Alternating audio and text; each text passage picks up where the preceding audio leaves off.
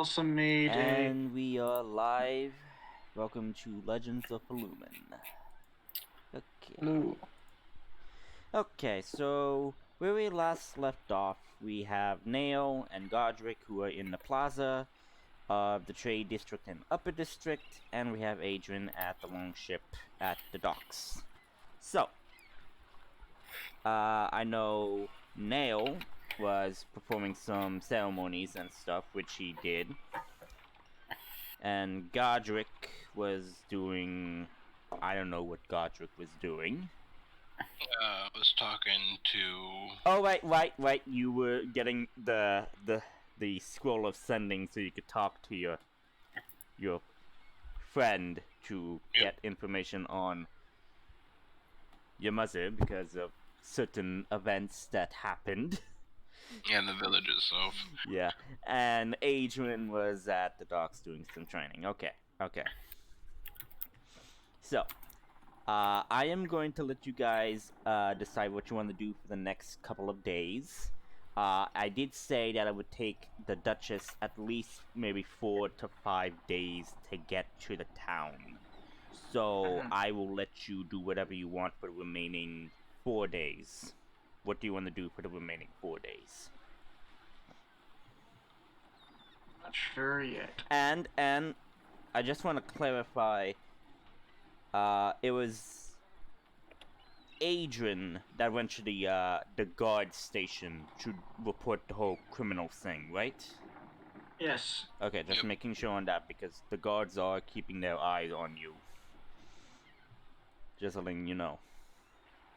Yeah, well, he was training right in front of the guards, so... Yeah. But they don't know about you and everything, because remember, there's different guard stations throughout the city, so there's one for each district. Yeah. So you went to the one that was near the trade district. So the information has not basically reached out yet, but it's going to. So yeah. You have 4 days. What do you want to do? I would like to see if there's any clerics or healers around. Okay. Make an investigation check. Certainly. Are you doing it for, like, your downtime for each day, or...? Let's say... Yeah, he's getting sick, and he wants to see if there's anything he can do about it. So yeah, I would say if he, like the first day, if he doesn't find anybody, you definitely keep searching. Yeah, okay. So make your investigation roll, Godric. 4. You try to look around, but you don't find any temples or anything that could help for your healing. I found a rock. It's a good rock. Yeah. No, what I need. Yeah. I would like for you to make a...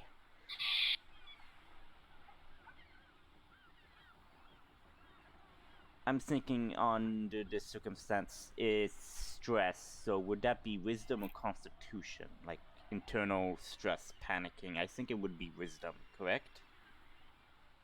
I'm thinking constitution, but... Panic, that's, yeah, that's either constitution or wisdom. Yeah, make a wisdom check then. For you to maintain your composure. Okay, you failed.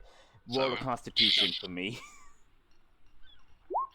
17. Okay, so throughout your panic of not finding anything that could help you with your current affliction, you're starting to panic, but you manage to compose yourself through your constitution to not have your ailment be affecting worse. So it's alright. So it's not okay, getting Godric. worse. It's fine, Godric. Just look at the rock. Just keep looking at the rock. We'll find a cleric. It's okay. Wait, rock? What rock? He found a rock. Okay, it's just like I was confused. like, just focus on the walk. And I asked, wait, what walk? Did I give you a magic walk or something? No. Okay. Nail, what are you gonna be doing for the rest of the day before you have to do the whole night rest stuff? I'm going to continue to peddle ceremonies and healing people, cure wounds, less Okay. restoration. Okay, so that would be so I'm just looking at the thing here for like downtime. I guess you could say I'm running a business. Yeah, I would say that. I mean, because I'm looking at stuff, okay? So it's not crime, it's not that, it's not anything. Oh, shit! Here it is. There's a section called religious service, so... Okay. To make... Okay. So the character can choose to make either an intelligence, religion, or charisma persuasion check. And everything. So... Yeah, okay. So, you could either make a religion or a charisma persuasion check. And depending on the result, you would also get a favor along with, some coin.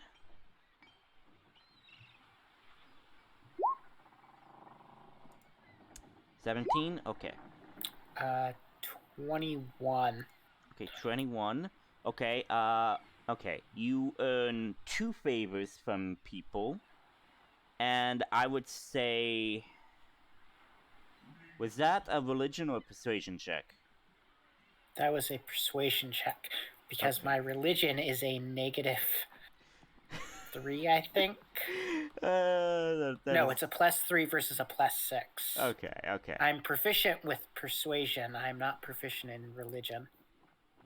Okay, so at one time a character can have a number of unexpanded favors no higher than 1 plus their charisma modifier. So minimum would be 1 favor. I can have 4. Okay. So you have 2 right now. 2 out of 4 favors.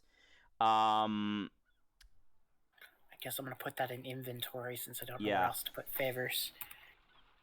2. Okay,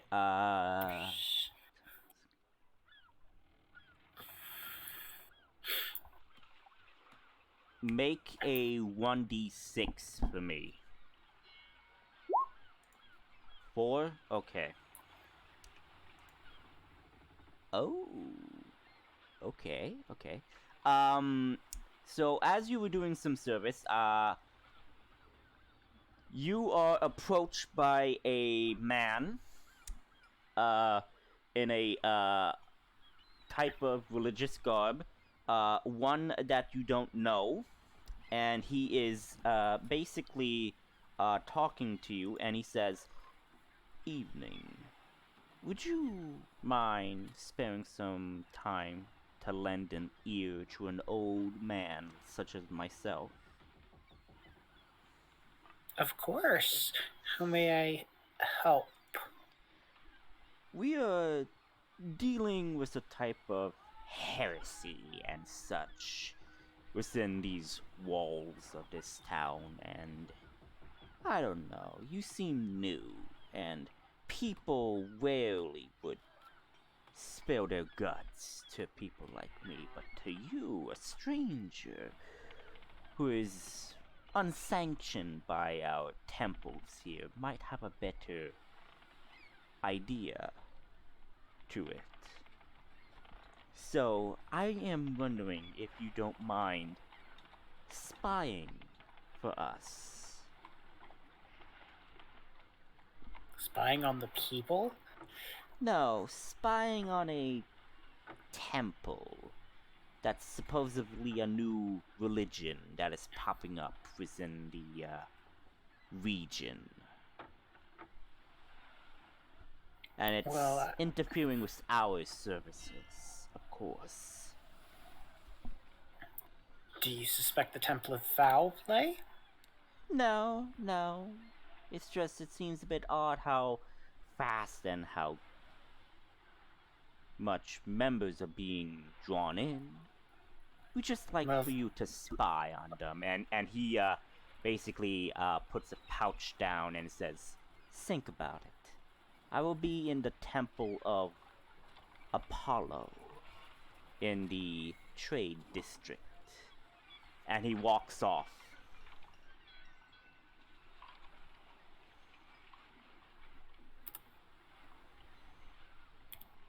Do you look inside the pouch? Give me a second, I am typing. Spy on a...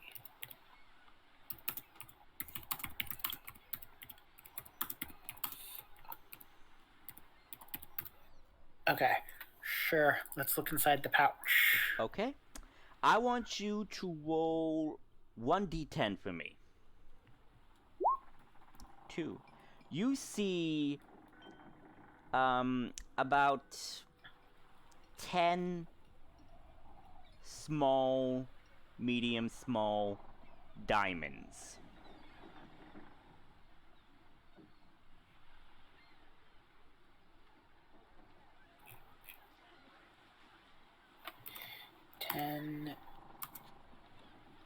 Small slash... Well, medium-ish diamonds. 10. That's not how you spell diamond.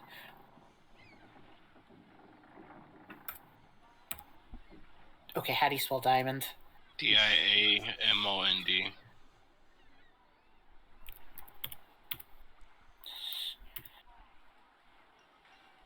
Okay.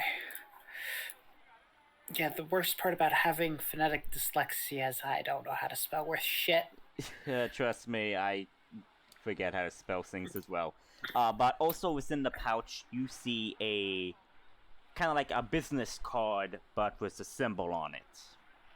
And the symbol has Apollo on it, except it has a type of eye encircling Apollo.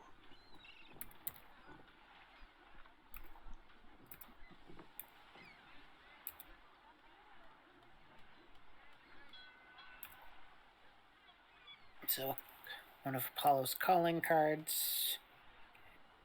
Did I get the name of the temple they want me to spy on, or is it just the new temple? Well, here's the thing. Didn't give out too much information because they didn't want you to relay any of that information. So if you're interested in spying for them, you would have to go to the temple and say, "Hey, I'm willing to spy for you," and they would give you more information on that. Okay. So basically, you're more of the wild card. So they don't know if they could trust you yet. So they just give you limited information and a good tempting playing Bribe. card of 10 medium-sized diamonds, which are pretty much worth, I think. How much are diamonds worth in D&D?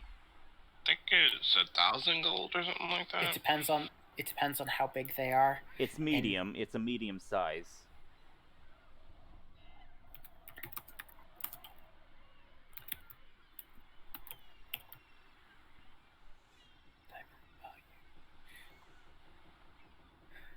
$5,000. Worth up to 5,000 gold, although small.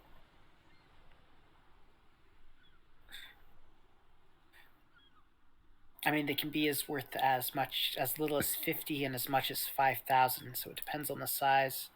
I would say 50. That is how much it's worth. If it's the bigger ones, then it will be worth more. But it's more like the generic studs of it. So it would be 50. So 50 times 10 would be 1,000, I believe.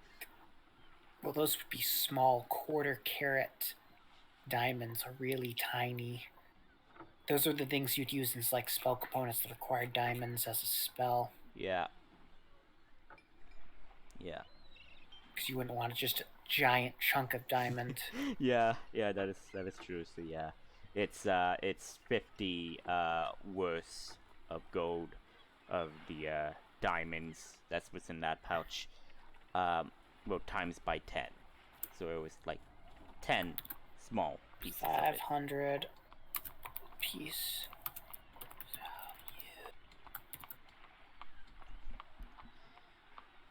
So yeah. And so yeah. And he also said that if you would do this, he would owe you a favor. So that's one of the other that's one of the favors. The other favor is basically that of a guard who is willing to help you out in case of you know, if you're having any difficulties within the town of Aiton. Moving on to Adrian. Yeah. So, what are you going to be doing for the rest of the day until nightfall?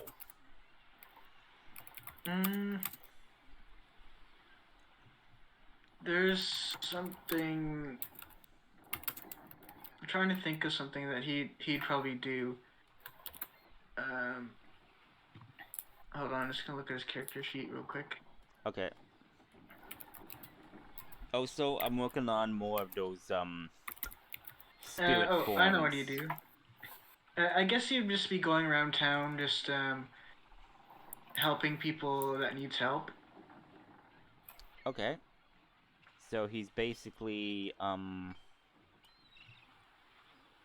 guess he would be carousing, I guess. That would be Carousing is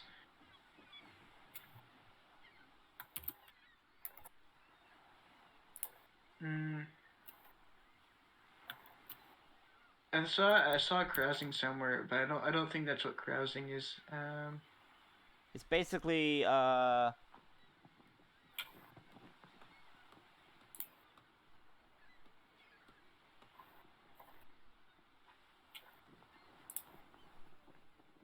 Being a good Samaritan. yeah. That's what you're trying to be, as a good Samaritan. Yeah, that's what I think carousing could be, I guess. I don't know. Well, I mean, you could always just Google search the word to get the definition. Carousing consists of living a lavish life, consisting of party, drinking, gambling, and anything that relieves stress. So no. Yes, so you're doing the opposite of that. Yeah. Carousing is what people do when they are in college and go out to the club. So you're basically more in a sense wanting to do some work then. He is being charitable. Because there's nothing for that in the downtime stuff, so yeah.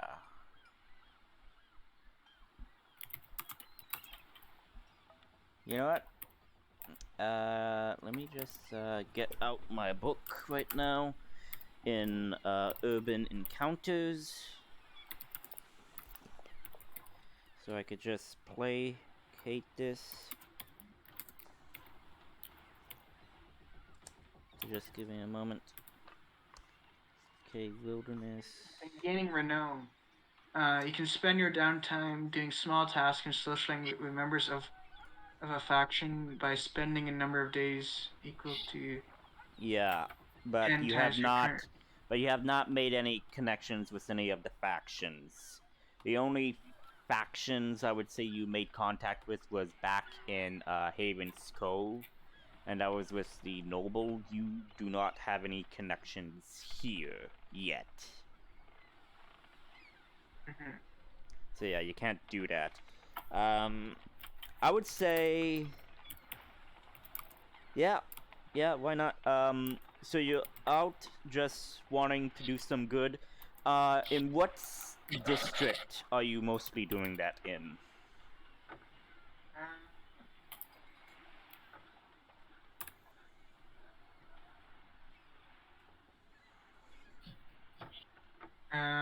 Probably.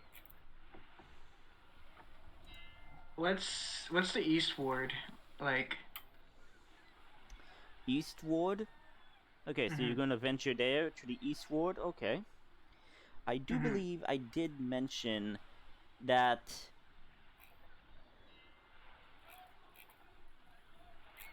Yes, that Liar's Haven Inn is located in the eastward. Okay. Okay, so I want you to roll for me a.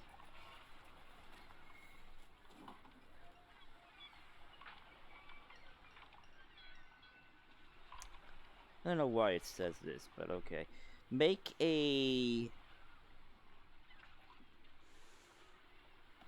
1d12 roll.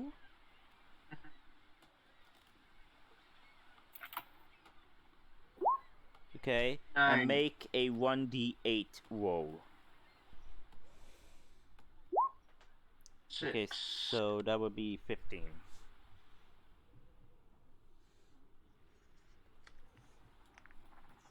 Give me a moment.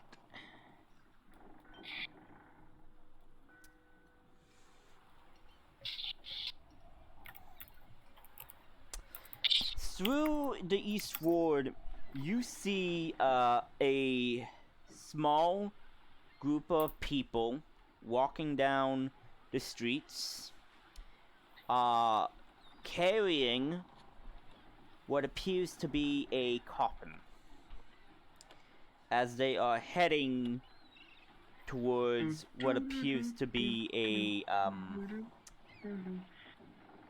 church in that district.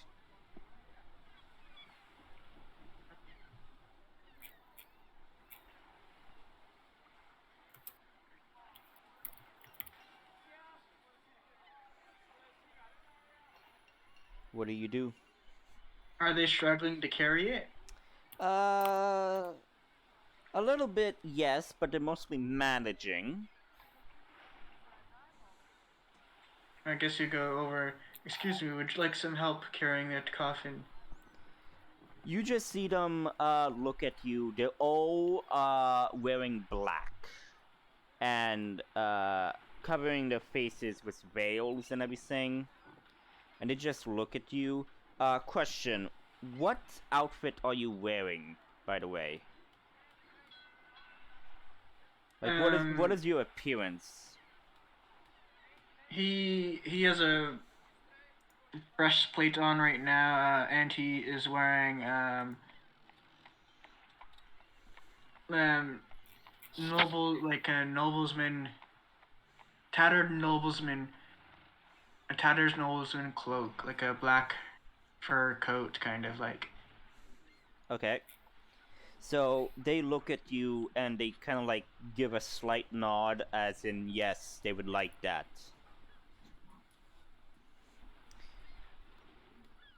And you help them carry it to the church that they're heading for. You look up, but you see that it's nothing of any of the worships of the gods. It's mostly just a church. And you see the coffin hole. That's where the coffin is supposed to be buried. They thank you, and they give you 5 gold for helping them. He says, "No need. You're already in pain." Yes. As you walk, I want you to make a perception check for me. Perception? Okay. There it is. Oof. Okay. As you walk by, like, one of the church windows, you see what appears to be a, I can't always describe it or say it. It's of a stained glass depiction. But you can't really make it out. But the only thing you see is a hooded, shadowy figure on a horse with a blade. That's all you see.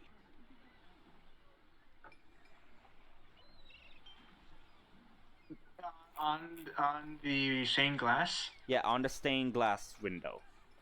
Okay. You look at it. Okay. A little bit more detailed. Nothing. It's just of a figure on a horse with a blade on the stained glass window. You could, if you want, make a religion or history check if you want. From this religion.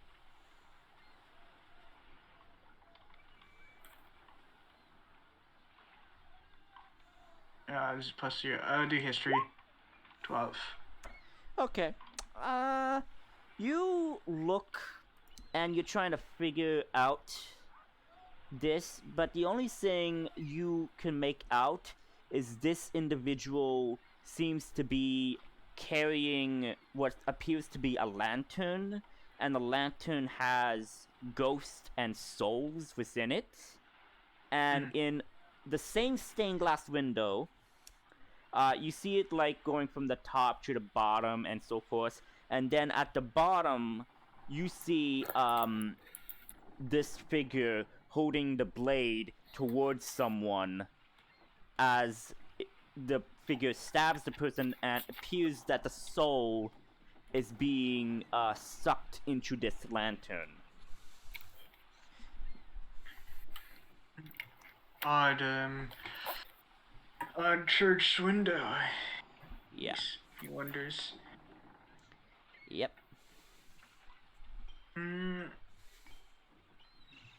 He will go into the church. Or he'll look inside the church. Is it busy is there anything going on in there? That he doesn't want to interrupt? Make a perception check.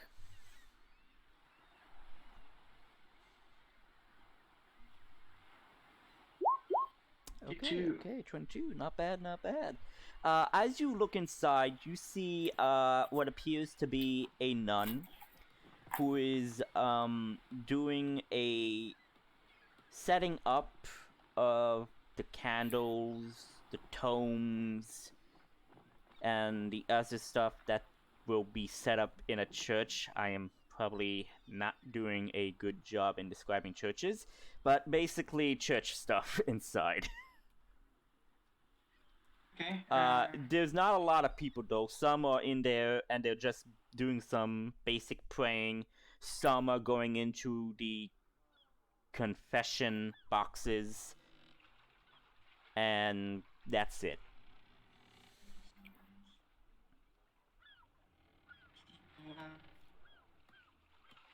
I guess Adrian will go inside the church. Okay. Quietly. Okay, you go inside. Hang on. Do I actually have... Hang on.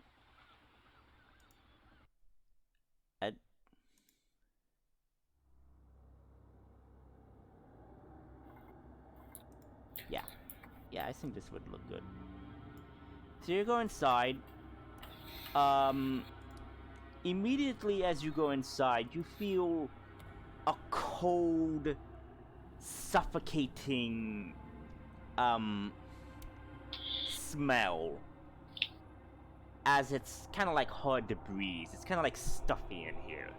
You see, as you're entering inside the church, that it's like Victorian Gothic design. You see statues, and the statues are of knights apparently, but the faces are replaced with skulls. And were you supposed to see knights with swords, it's more of with scythes. You know, like the scythes. You know. Yeah. And you see the nun who is that's at the altar is preparing like the whole books, candles, like a whole cup and ceremony type thing. As you see some of the other individuals inside are praying and everything.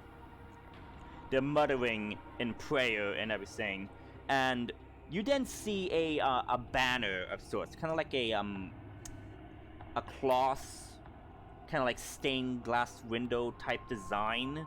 I don't know what it's called. A tapestry? Yeah, I think so. Okay.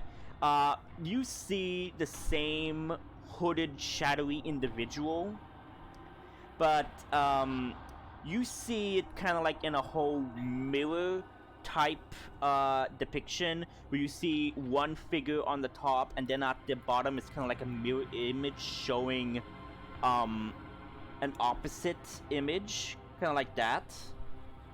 So on the top, you see what appears to be a nun, and at the bottom shows the shadowy figure.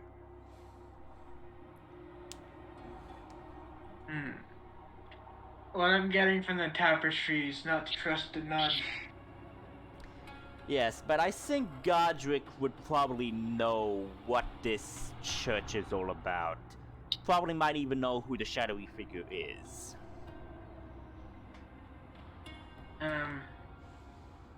But Godric isn't there, but if he were to come here, he would probably know about this supposed thing. Adrian will go over to the nun and ask. Okay, so you go over to the nun. The nun is wearing not a black type of garb. It's more of pure white with red okay, you know how a basic nun outfit, you have the black and then you have the white like segments on like their hoods. Yes, on their hoods and everything, kind of like that. Think of it reversed, that it's white with the red stuff on the hoods and stuff. And the symbol that like, it's not a cross, but it's of a skull with a nun's face. You know, like a whole nun face, but it's a skull. So it's like the nun hood with the skull on it. Yeah, whenever I search up nun, the only thing that comes, a lot of the stuff that comes up is that horror movie. Nun. Well, hey, you don't know what's probably going on around here, so you know, like, you never know. So yeah, what is Adrian going to be doing? Yeah, Adrian goes over to the nun and says, "Excuse me, I am new in town here. I'm quite curious about your religion. Would you mind explaining it to me?" She kind of like, so she was looking at the book. She kind of like raises her head, looks at you, and she says, "You have a shadowy aura about yourself. Something within your soul that's bound and shackled to you. You're conflicted internally. Fascinating. What do you seek here, young man?"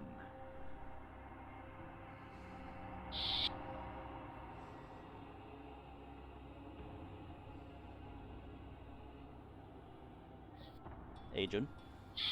Yeah, I'm thinking. Okay. Like, I probably like just gave you like a whole like, what the hell, what does this person know about me type moment, right?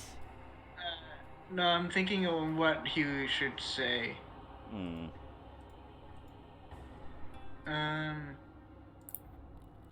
Oh, what is this shadowy aura about me? It seems you have your own personal demons about you. Something of regret, fear, and anger. Yet another shows more of desire, hope, and wishing to protect. These two sides of you are constantly fighting one another. You are indeed a strange one. A true warrior learns to conquer their fear and learns to control it, to feel their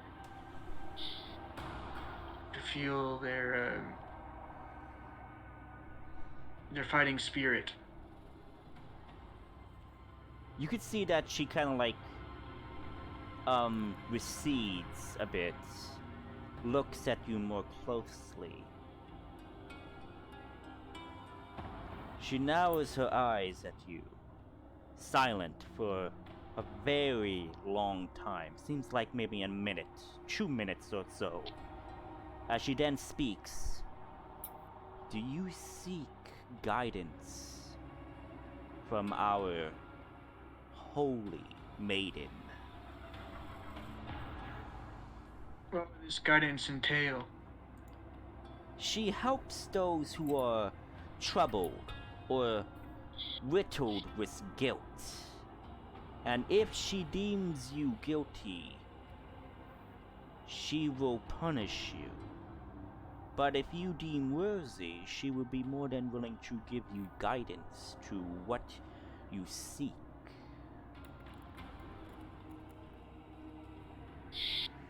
Sure. I've got nothing better to do. Then come. Follows her? Approach. Yes, you go to where, so like there's where she is at the stand, but you see the, tapestry, but you then see that there's a statue. But this statue shows of a nun. While everything else shows like the shadowy figure and everything, this one shows the nun. Like a nun, not the nun, but a nun statue. And you see that this person, the statue, is cupping its hands. And you see the nun with you. She directs you to a table. And on the table are different trinkets.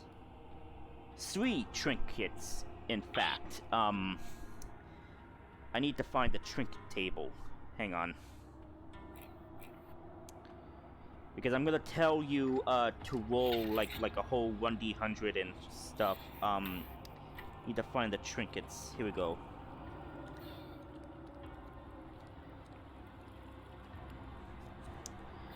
Okay. So roll a 1d100 for me.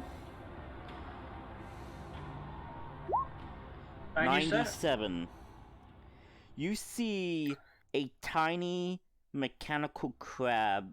Well, no, spider. Sorry. It could be either or. So a tiny mechanical spider that's on the table. Roll another 1d100 for me. There's 3 trinkets. So 5. Okay, so the second one is a brass ring with a strange symbol on it. 69, a crystal knob from a door with a loose-lid drawn symbol on it of the church that you entered. And she says, pick the one item that you feel represents your past, like P-A-T-H, I can't pronounce it at times, that you find yourself on, and place the object in the cup of the hands of the statue, and then drink the cup of wine, and let your journey begin. You'll grab... What does the ring look like again? Okay, so the objects are a mechanical spider, a brass ring with a strange symbol on it that does not match the holy symbol, but it's a different symbol. It is that of a scythe with a skull, while the doorknob, the crystal doorknob, has the church symbol of the nun, like, hood and everything, but with the skull face on it. He will grab the ring. Okay. Nail, Yeah? I could hear what you're watching, so I don't know how. I turned off the mic. Give me a second. yeah. Yes, okay. Yeah, thank you. What do you take and place in the cup of the hand of the statue? The ring. Okay, you pick up the ring. You place it in the hands of the statue. The nun offers you the cup of wine. He downs it, I guess. Yes. And she says, kneel and pray for your guidance. He does that. He kneels and prays. Okay, I want you to make a wisdom check. And it has to be at least a 15 or higher. Hmm.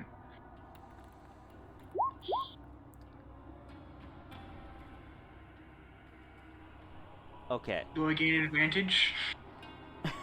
No. No, sadly no.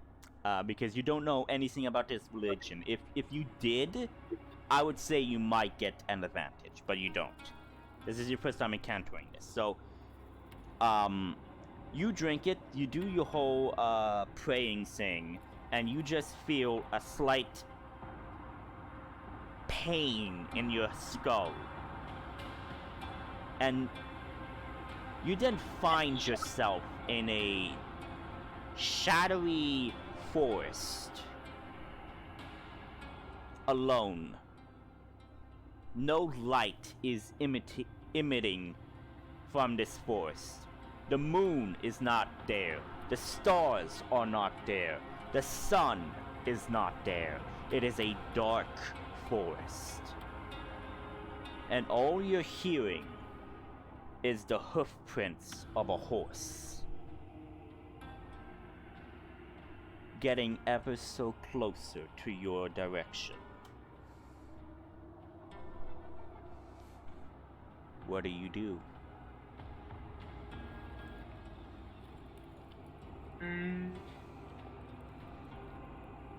Does he feel like he's in danger?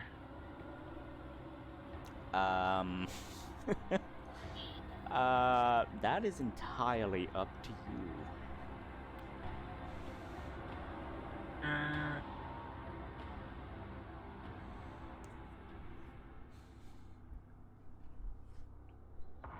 I think it'd be a cool image though if he pulls out his flame tongue and ignites it, because You it'll be the go, only. you go to reach for your weapon, it's not there. Okay. Like, literally, you have no armor, you have no weapon, you just have your clothes, that's all. Well, the flame tongue isn't on him, it's in a pocket dimension. Well, yes, but you can't technically summon it. Yeah. He will hide behind a tree just to see what's going on. just in Make a case. stealth check.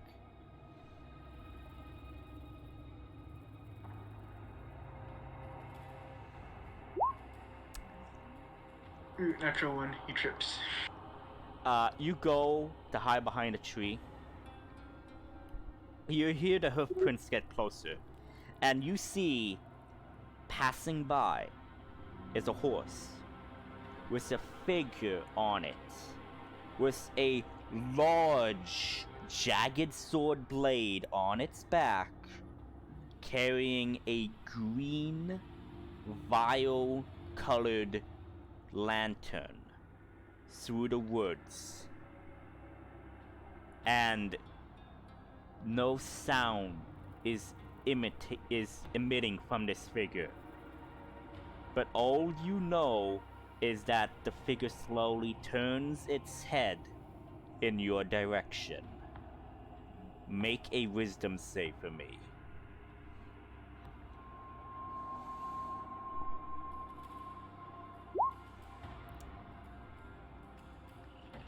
Ten. Give me a moment. I need to be sure how this spell or so works. D&D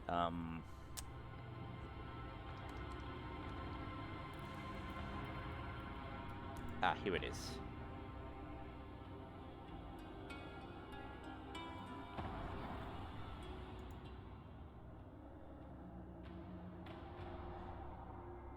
Oh. So as this figure looks at you, you are overcome by tremendous fear as its glowing green vile eyes stare at you, looking into your soul, as it then points its finger and it says, guilty. Guilty for what? Adrian will say. The horse then approaches you, like the figure on the horse approaches you, and it says, guilty. I'm not guilty. Roll a persuasion check to see if you could try to convince this thing. Roll high. Roll high, that's all I'm saying. Nope.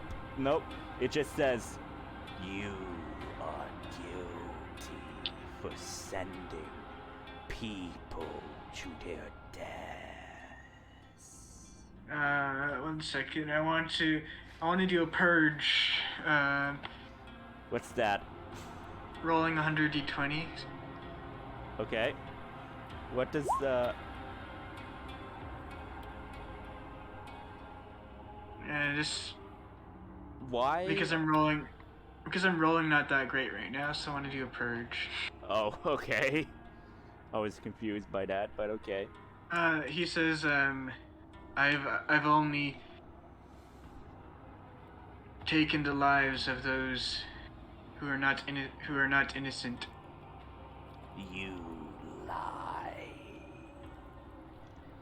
You have sent someone to their deaths. Not as a soldier, but as a child. And the horse stops, and the figure dismounts. And as it dismounts, like the fog kind of like denses more. And the figure approaches as you hear the heavy footfall of metal and armor. As the lantern kind of like burns a bit more brighter as it's getting closer to you. Does Agent know what he's talking about? Make a history check with advantage since you are looking into your personal life. Natural 20. Okay, you're recalling your childhood and it dawns on you. You are horrified with the horror of remembering a memory that you actually pushed down deeply. You remember that you broke your father's armor and weapon, and you said nothing, and he blamed his butler.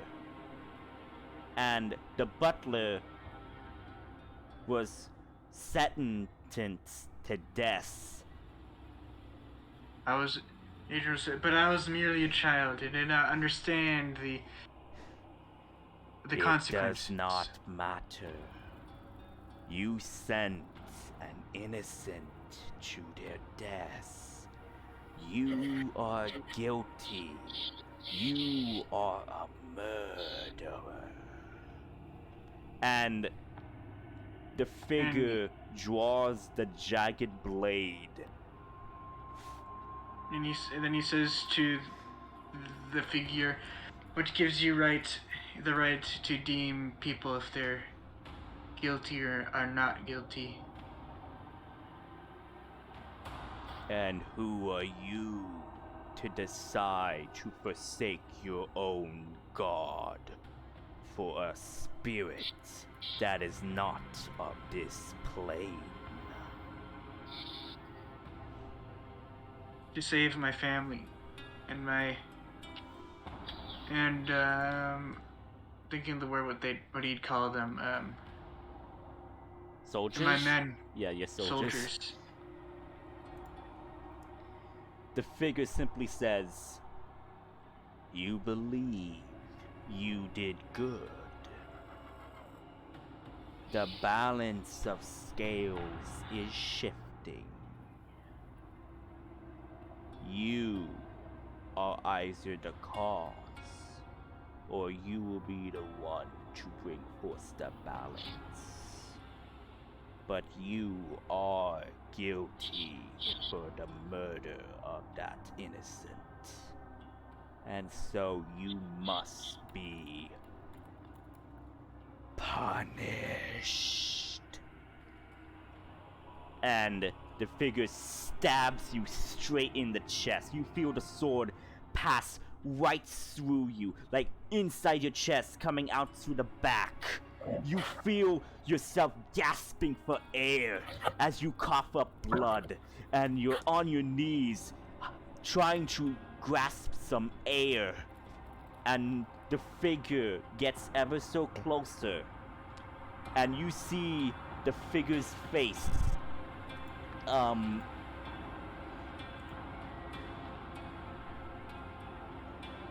Give me a moment. I need to look for the picture that I have for this.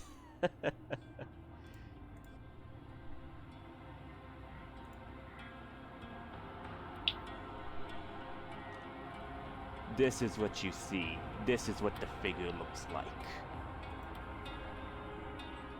And the figure says, you are now cursed to relive the moment of this person's death until you atone.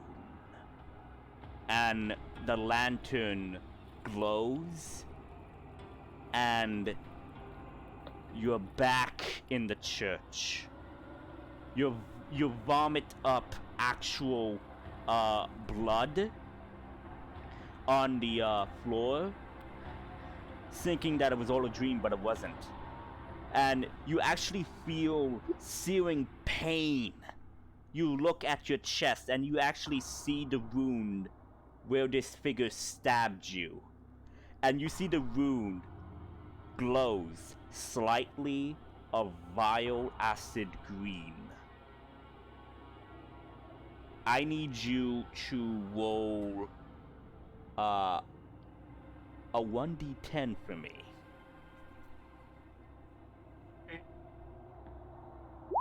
A 1. You take one, hang on.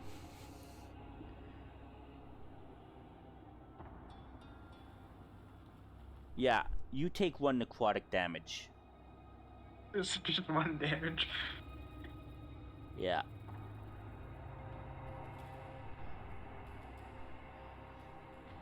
And the nun there says, it seems Our Lady has deemed you guilty.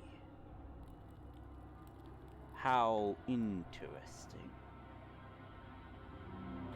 Your trial has been set, young man. Go forth and come back to atone when you have found your way. How would I go toning?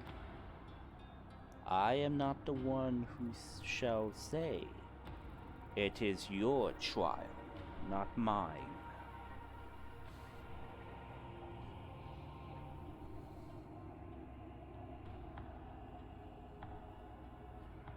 Hmm.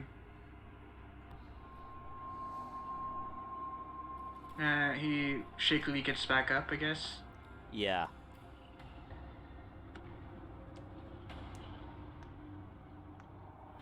And,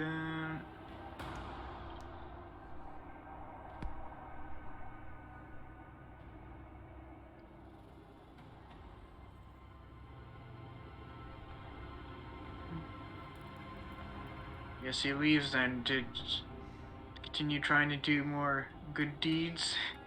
Okay. I would say you go through the rest of the day until nightfall. You manage to do some good deeds. But yeah.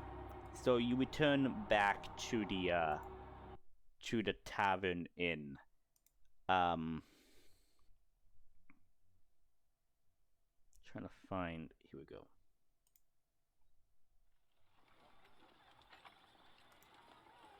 So yeah, you all go back to the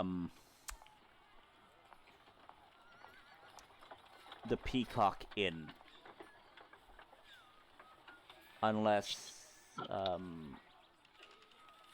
someone wanted to go to the Liar's Haven Inn or something, or peacocking. I don't know where you guys are going.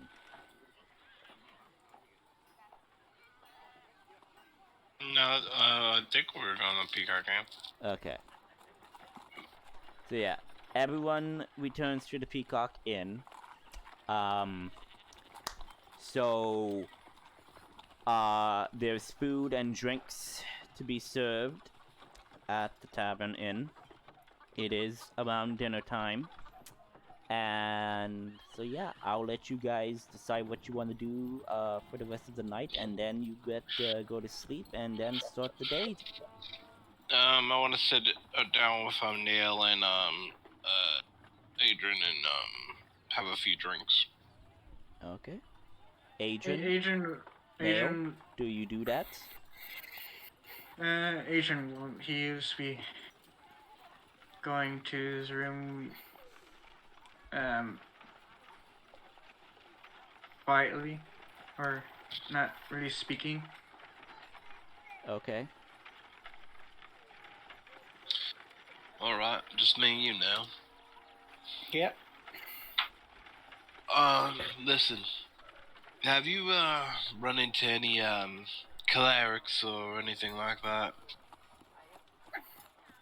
Well, yes, actually. Really? Why? Back home, we live in the Blackwood, and we have a thing called, Black Rock. Once you get it, we found no way of getting rid of it. And I wanted to,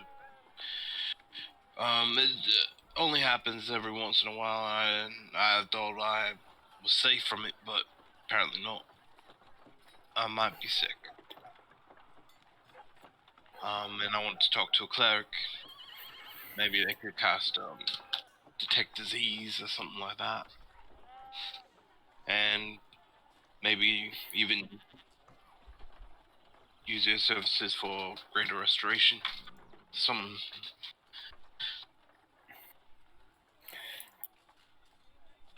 Well, all I've got is one of the temples of Apollo approached me wondering about a new temple that has apparently popped up with quite expediency. Alright. That's something. It's better than what I had before. I found a rock. Would you like to see the rock? Nope, I've seen plenty of rocks. Fair enough. Actually, Godric, the rock that you picked up is surprisingly shaped like a goblin.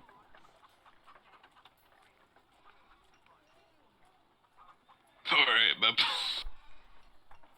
Godri's gonna pull out the rock and go, it's a noise, and then look down at it and go, oh, that's a goblin. I found a goblin. It's a goblin-shaped rock. It's a goblin-shaped rock. It's a goblin-shaped rock. It's a very nice rock. I'm gonna call him Gobi. Okay, place that in your inventory. Goblin-shaped rock named Gobi. So, did they happen to tell you where the temple was? No. Brilliant. But I'm assuming a guard would be able to tell me where the temple is. I'll go talk to a guard tomorrow. Hopefully they have clerics that can help. I'll tag along. I'm interested in what's so dangerous about this new temple anyways. I mean, it can't just be that they're worried about someone encroaching in on their faith. I mean, you were doing it all day, so. That is technically true.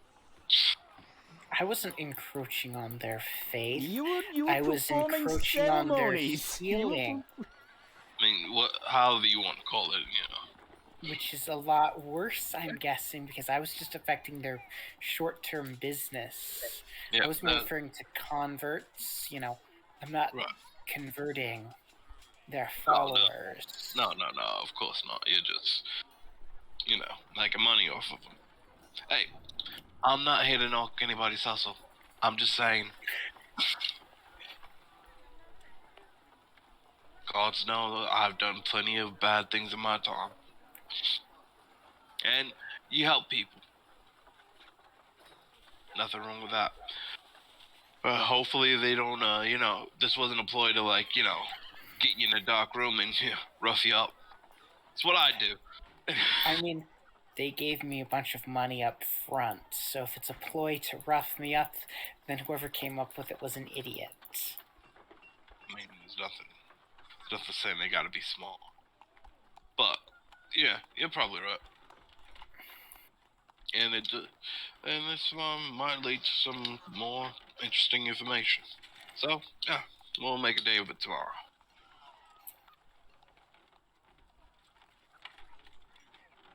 Till then, drinks are on me. And Okay. after that, we'll head to bed. Okay, you do that. Everybody heads to bed.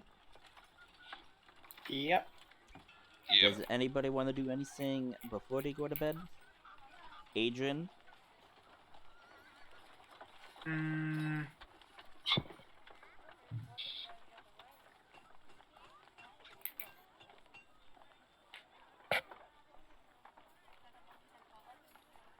Yeah, here Adrian will go to bed. Okay. You all go to bed. Well, actually, no. Adrian will try to commune with his patron. You're gonna try to communicate with Ichigo? Make a wisdom check to see if you could convert. Okay, yes, 17. You managed to open up a channel with them. As you do that, you feel the pain from your mark burn. Make a 1d10 roll for me. On another one. 7. You take 7 necrotic damage. As it like burns, it feels like acid, but you're not taking acid damage. You're taking necrotic damage. Your wrist's in pain. And Ichigo appears, but he's not fully, I guess, materialized? Yeah, it's kind of like faded, kind of like distorted in the sense that it says, Agent, it seems you have a dark secret, one that is currently hanging over your head. I accidentally killed my butler when I was young. Indeed, I witnessed it.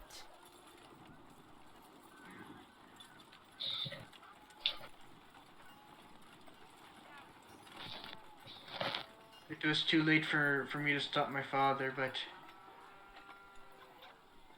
I don't know how to atone for it yet. I cannot help you there, my friend. This is your past. I cannot help, but I do believe I can lend you some aid.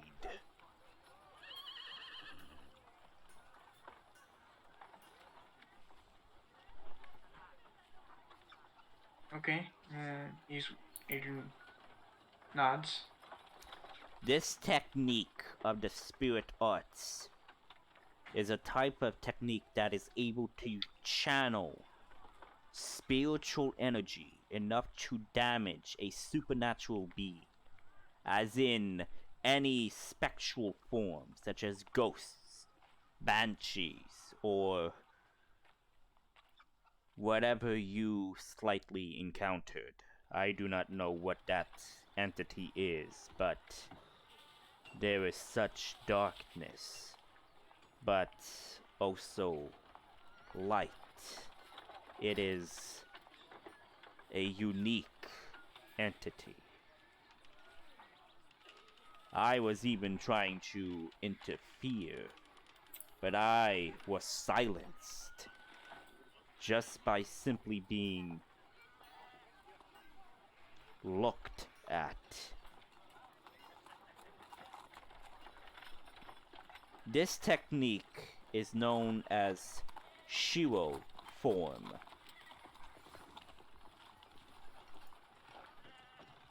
Thank you. Chico. So Shiro form. Shiro form will allow you to unlock the forms of the spirits. It will allow you to move like them. It will allow you to traverse in a spot through the veil between veils. But only on certain times when you use the form. Once you use it, you cannot use it again until you finish your resting. It is one of the newer techniques I shall teach you, but you need time to master it.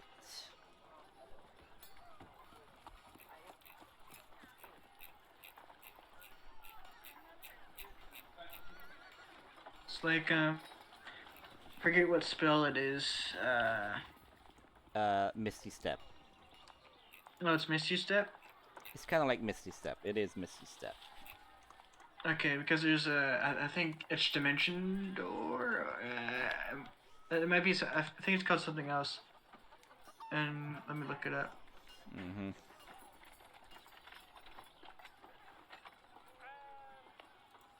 No, it's not Dimension Door. It's a spell that basically puts you in the astral plane for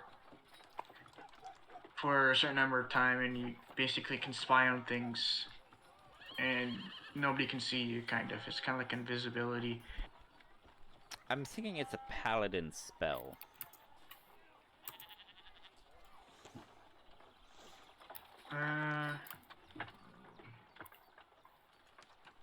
I think I saw in the Warlock spell list too as well. Let me look. I think it was a 6th level spell.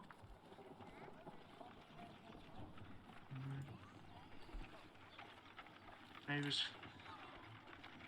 Are you trying to talk about the Astral Projection spell? Yeah, probably. I think it might have been the Astral Projection. That's a 9th level spell. Yeah, it's not. Yeah, then it's not it's not Astral Projection. Yeah, it's so like so I'm looking at the Dimension Door spell.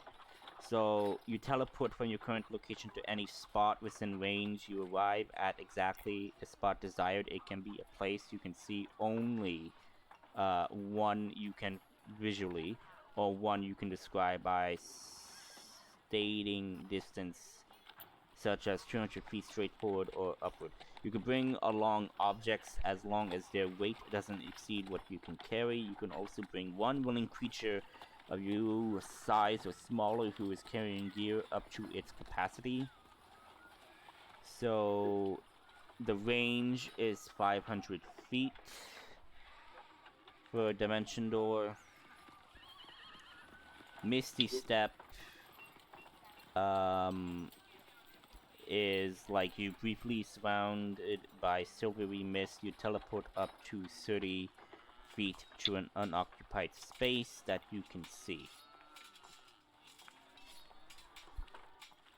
So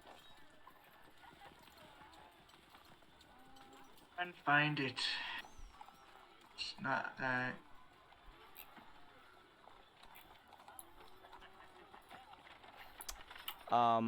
there's even a monster that does this. It's called the phase spider. The Blink. Spider. Yeah, the phase spider does ethereal jaunt.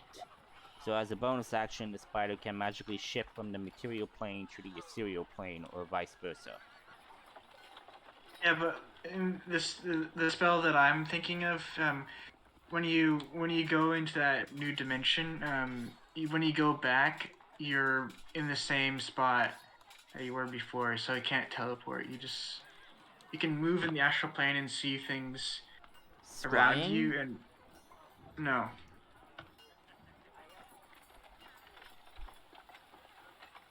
I don't know. I don't remember. We can continue though. Adrian thanks Ichigo. So is it just Misty Step? Once per day Misty Step? It's something on those line that allows you to like move around like a spirit. So yeah, kind of like Misty Step. I will give you more information on that. It will probably be Misty Step or something else. I will give you the information later, but let's continue. Okay. Yeah. But yeah, he gives you this, and he says that when you are in this form, you will have the ability to have a better chance at resisting certain effects that will try to taint your mind. As in, you would get like a proficiency bonus to your wisdom saves if you are not proficient in wisdom saves. I'm proficient at wisdom saving throws already. Okay, then advantage. Again, it's a still work in progress of this spirit form. Yeah. So, advantage. So yeah, while you're in this form only. So yeah, he does that. He says, I will be silent for a time. Be strong, Adrian, he says as he dissipates.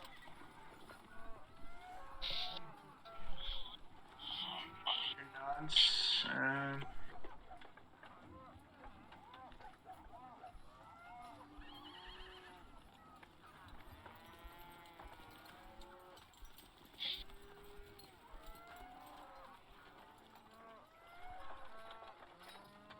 Is there anything else? Nope. That's about it. Yeah. Okay. So, you all go to bed. No issue. You all regain hit points and everything. When you all wake up, you wake up fine, but Adrian, since you are affected by this mark, you have what's that effect or thing? It's basically once you're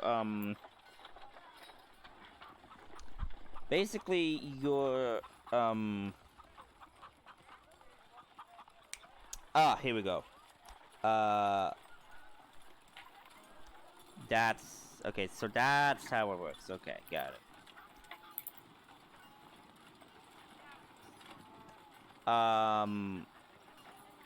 You have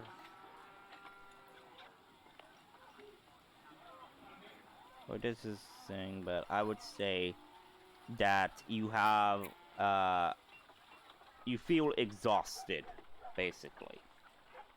I have 1 level exhaustion. I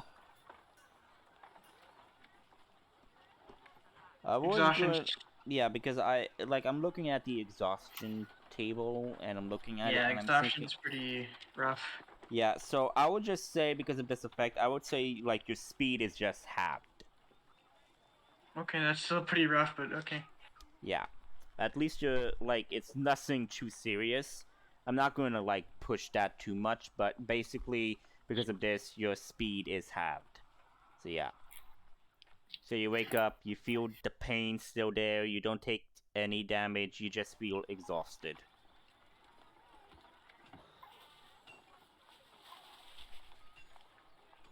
And yes, Agent will go continue helping the economy folk of the town. Where does it say?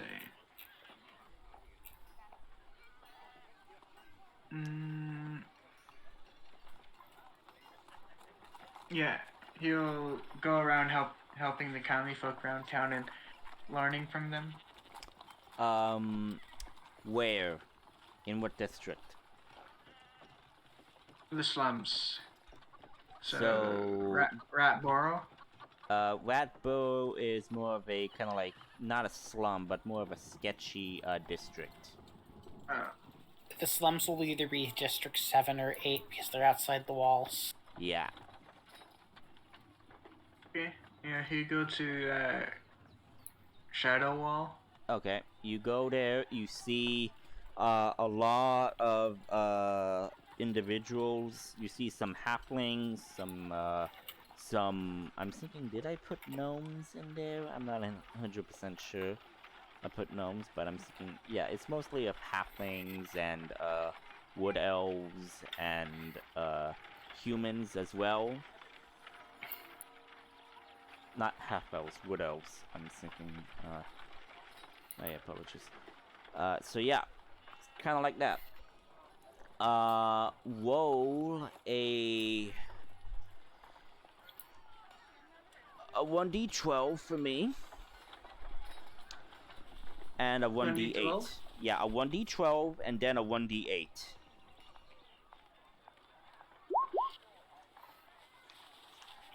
Five and 5.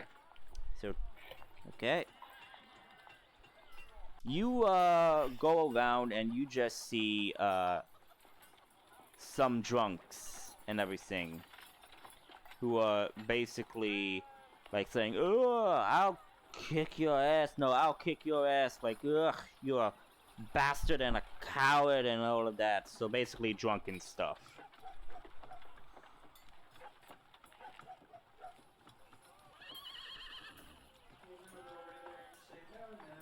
Wait, say that again? Hang on. Say that again?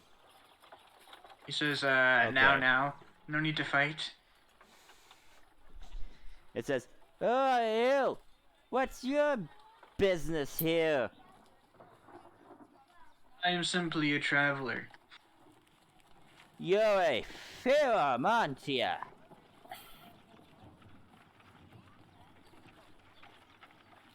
Yes, I am. You're a bunch of pencil pushing cads, that's what you are. Harboring all of that magic, not sharing it with us. So much knowledge of diseases and magic curing and all of that, and you're harboring all of that knowledge. You are responsible for all of our suffering. And he's gonna try to clock you. He's gonna try to clock you.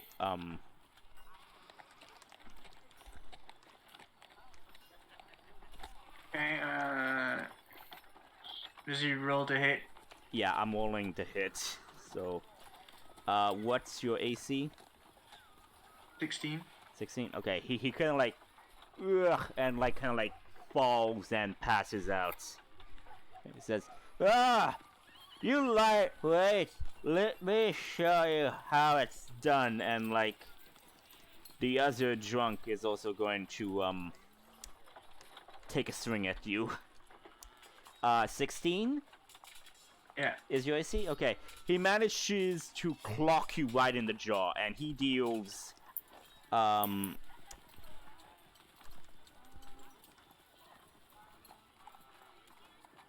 1d4 plus his strength. It's you only add a 1d4 if you're a monk, unless he's a monk. But Oh, it's 1 plus your strength for unarmored. so 1 plus your Unarmed strength. fighting. Okay, Yeah. then he deals 4 bludgeoning damage to you. So he kind of like clocks you right in the jaw, like that's how you do it. And then he vomits on like not on you, but like kind of like on the side and like he's heavily drunk. And he passes out as well. He rubs his jaw and calls. Is there any guards around? These are the slums. There's not a lot of guards. There are some guards on patrol, but it's not a mostly patrolled area. I'm wondering where he can put them. That's safe. Well, they're kind of like right outside a tavern, so.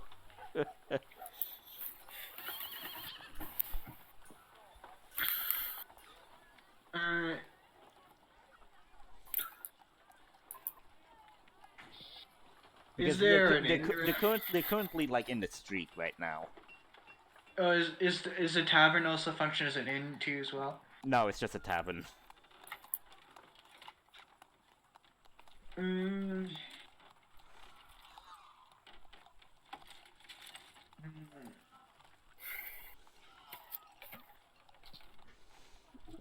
Because if guys like these are out in the slums unconscious, they're gonna get mugged, robbed, and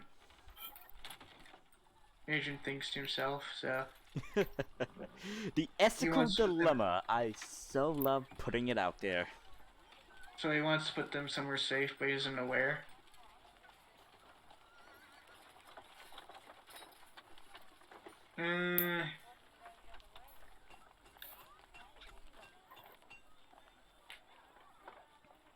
He'll look around, see if there's somewhere that's safe. Make a perception check. 22. Okay, not bad. You see, a shack, and you see, what appears to be a man and a woman, wearing, aprons, and on the shack is a red cross symbol, symbolizing that it's a clinic of sorts. Okay, he'll drag them over to them. Okay. These men drink too much. They'll probably have alcohol poisoning in the morning. They probably have alcohol poisoning. Please take care of them. And he'll hand them a gold piece. And he says, the man says, like, ugh, these two, they're at it again. You see, they're veterans from the war, and, well, they lost some friends there, as well as some limbs, as you now actually realize that you see one of them is missing an arm, and another is missing a leg.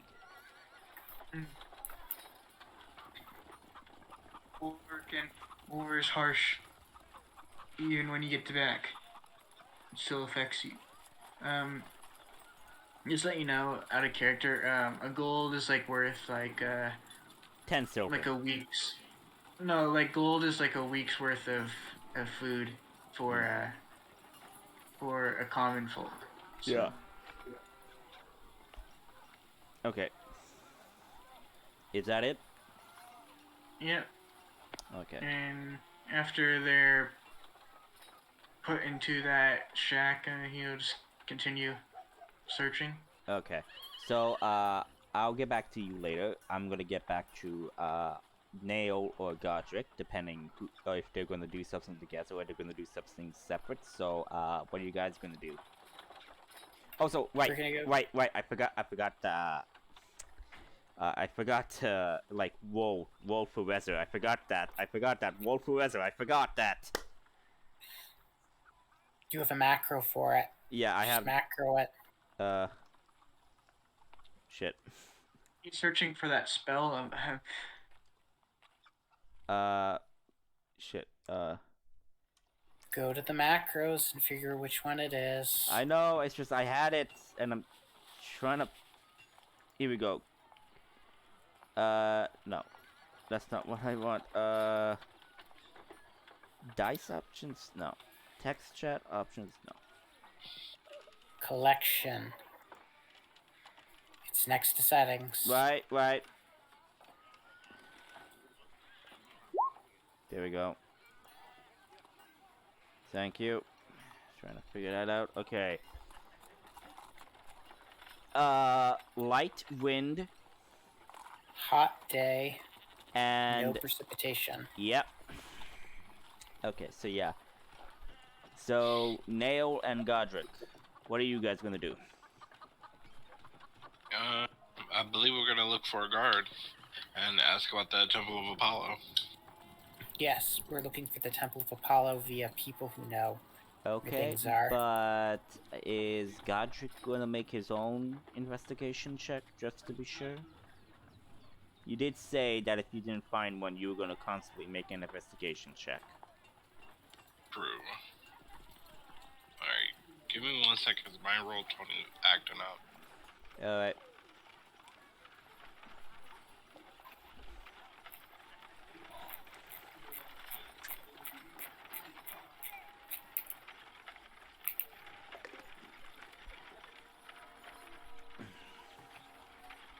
Oh, I found it. It's called Etherealness. It's a 7th level spell. So just save that for later, because, you know, you never know what's gonna happen. Yeah, I'll post a link to it in game chat. Okay. 6? Okay, you don't find anything, Godric, so yeah, you could, go with, Nail. Yeah. Okay, so you go to the guard station. So there's a guard station in the trade district right where Adrian went, which was right here. So you go there and you're gonna ask for the Temple of Apollo. Yes, and I'll show the signet they gave me as a descriptor of which temple. The one of the guards in front of me looks at it and says, "Ah, right. It's over there in the trade district." So you just, like, he gives you directions, and that card you have is actually a invitation that you're allowed to see the head priest of the Temple of Apollo. Yep. Thank you. Have a wonderful day and many blessings be upon you. Okay. Godric, let us be on our way. Right. You guys make your way through the trade district until you see the white marble architecture of the Temple of Apollo.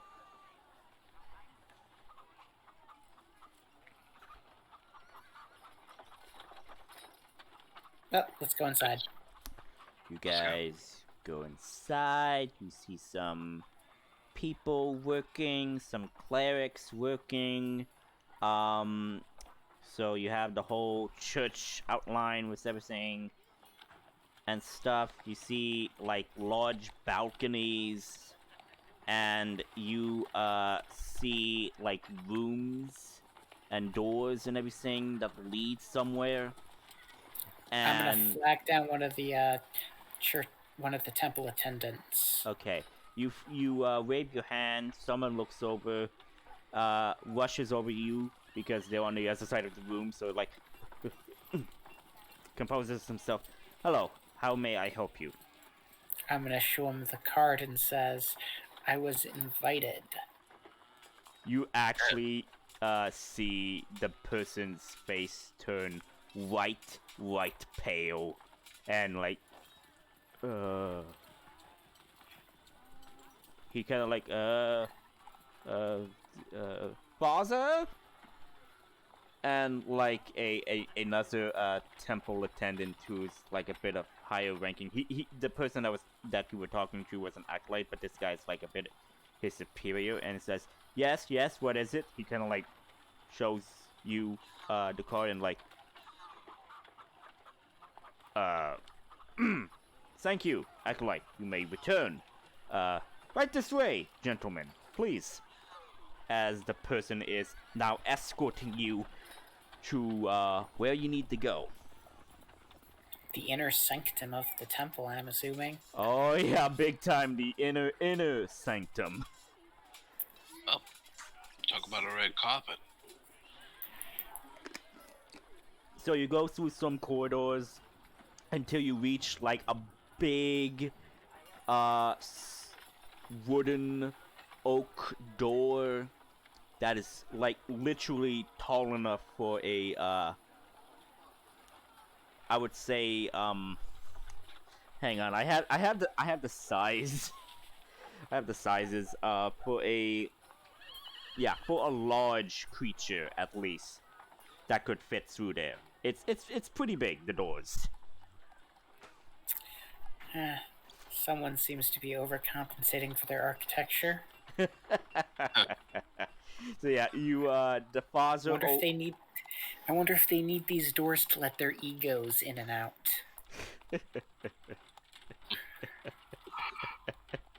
Okay.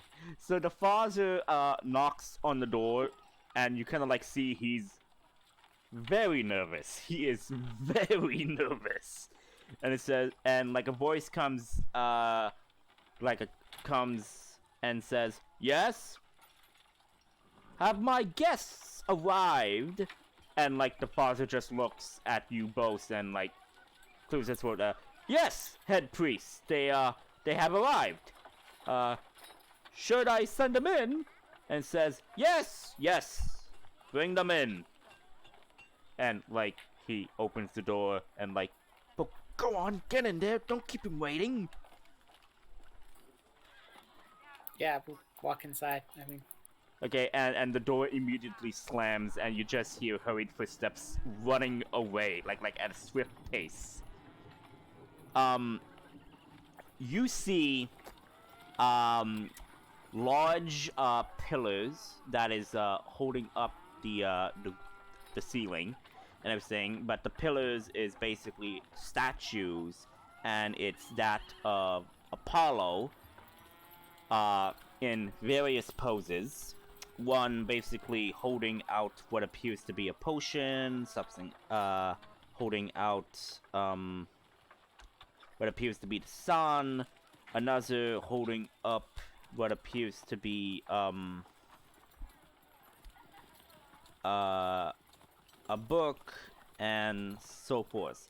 In the center of the room, you see a large black wood desk with a sofa facing it, a large chair where the person is sitting at the desk, and you see large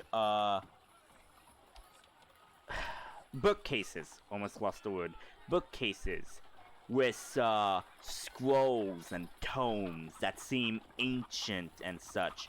And you see, Nailed, you see the same man, except he's now wearing different clothes than you saw him. He's wearing like the head priest robes, like basically high-ranking robes. And he says, "Ah, welcome, welcome. Please sit down."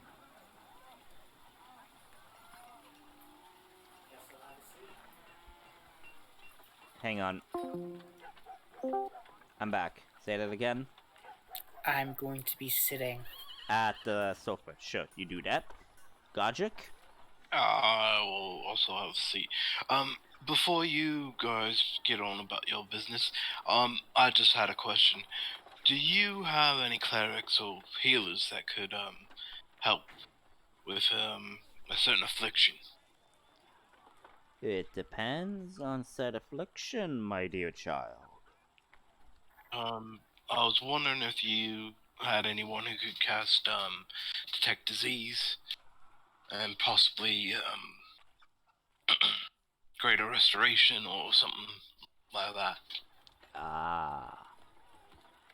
Well, there's only 2 people in our church that could do those type of spells that you seek. One of them is currently serving the Duchess at the current moment. The other one, well, he kind of like leans forward. The other one is in this very room. And he says that like in a deep, menacing tone. So you can help. Unless you're referring to someone else in this room. I just looks around and goes, I don't see. Oh, you do mean you, right? Of course I mean me. Who else could be here except for us? I don't know, I've seen a lot of people use invisibility as of late. We could be standing in a room full of people who are just invisibly staring. I agree with my mate here. And it says, "True. Quite true indeed. You never know when someone might be watching and listening to any of your conversations," he says with a slight smirk. You act like you know something, and I'm just putting that out there. You acting kind of sketchy a little bit. Just Oh, by whatever do you mean? I am simply conversing with you. It's playful banter. He wants us to spy on people. Remember? Right. Well, you specifically, but if you require more people to help, I do not mind that, so long as they understand the essence of the secrecy, of course. Yes. A church spying on another church doesn't look very good. So you don't want anyone noticing that you're interested. Yes, he kind of leans forward. That's quite what I am implying. Though, do not be too curious. After all, it is curiosity that killed the cat, my young child. Yes. I have no real interest in knowing why you want this particular group observed. I am curious on some things, though. He kind of like cocks an eyebrow and looks at you. Temple of Apollo has many resources at their disposal already. Why would you need an outsider to assist you? He kind of looks at you, narrows his eyes. He then snaps his fingers, and you feel a slight, dispel magic shockwave, and nothing happens, and he then stands up and begins to pace around his desk, towering over you. This guy is a very large individual, like 7 foot. And he says, I believe people within my own temple may be aiding this new religion. And I need to be wary on who I trust. No, that's why you act all sketchy with the sketchiness. Understood. And it does so happen to help that, well, you are the ones who did find out about a certain corruption within the domain of... hang on. Trying to remember the nobleman's, We know who you're talking about.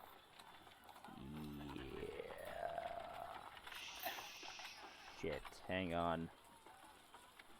Oh boy, did I lose something? Oh boy. Oh boy. Okay, I can't find it. Okay, there we go. Whew.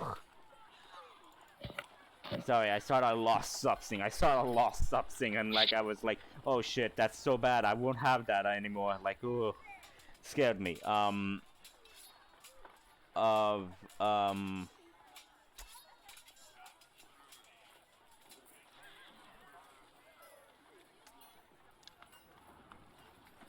do not remember his name.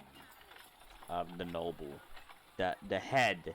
Like the father, like I can't remember that noble. Yeah, I mean, we know who you're talking about. You don't need to name him. Yeah, but yeah, of that noble. So yeah.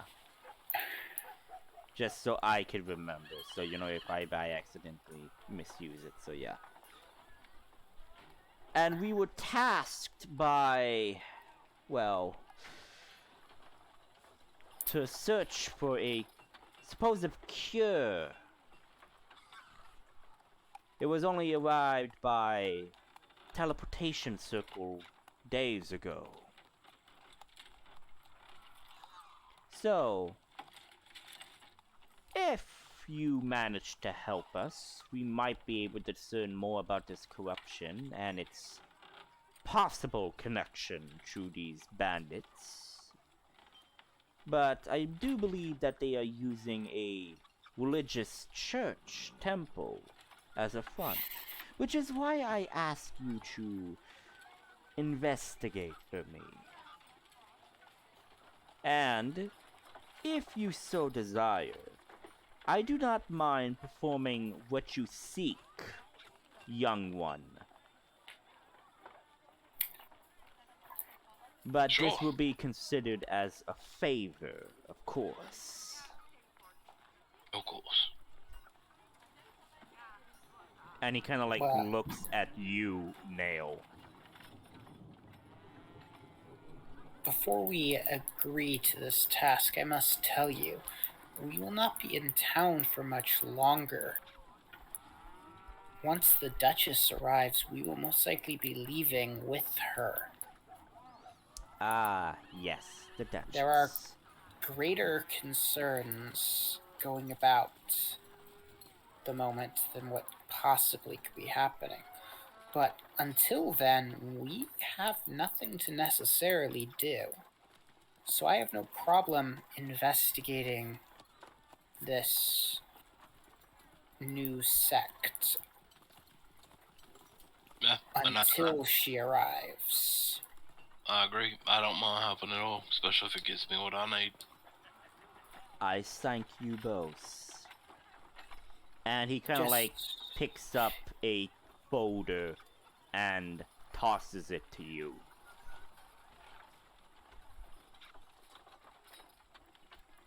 How much stuff is in this folder?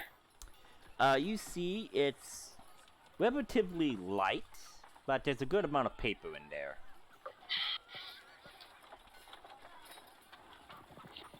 So, what is the name of this temple you want us to investigate?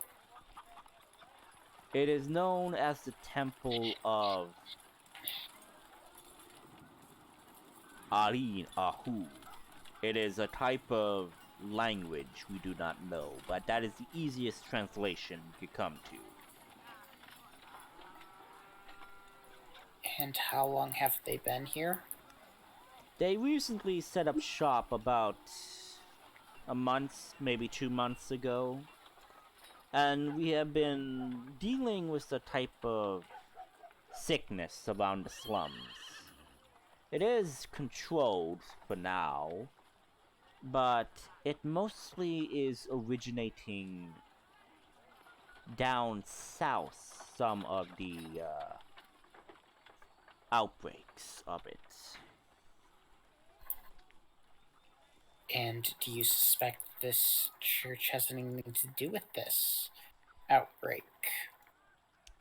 That, he looks at you, is for you to find out. I am a head priest. I can't exactly go around asking questions.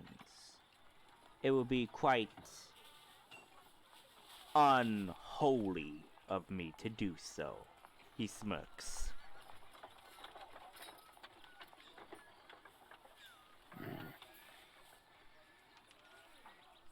So you mentioned the church was growing rapidly. Do you mean it has obtained a lot of converts, or has people moved in who are just a part of the church? They are acquiring converts. They are mostly recruiting from the slums, people who hate the nobles and the other churches. The high and mighty, they say. They hate that. An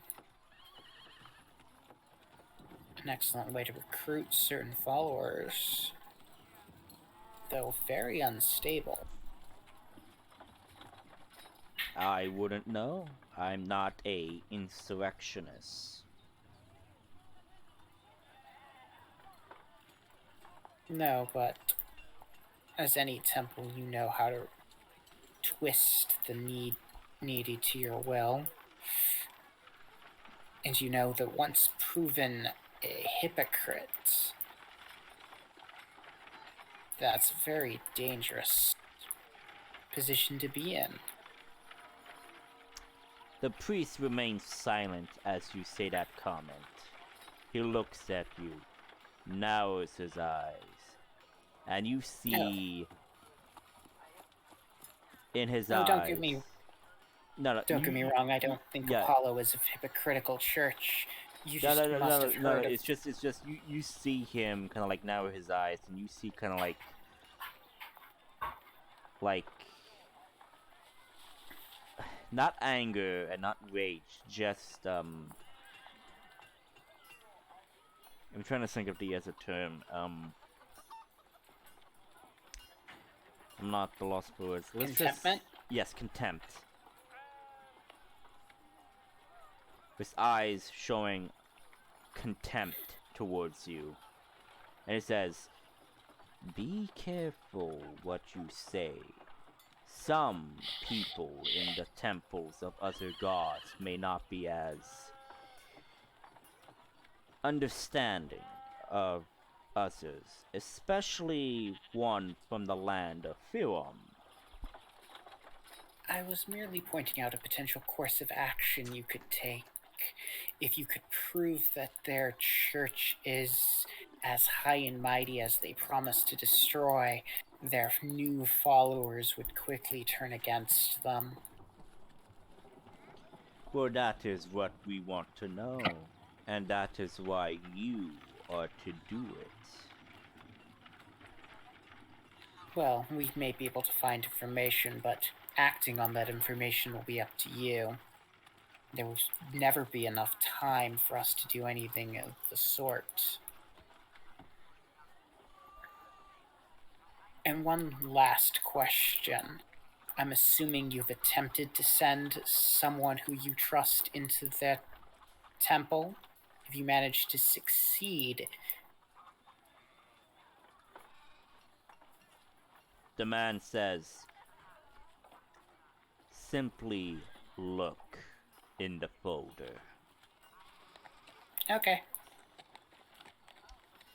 You look inside, you see papers, but then you see a cloth, like a cloth wrapping, and there's something inside of it.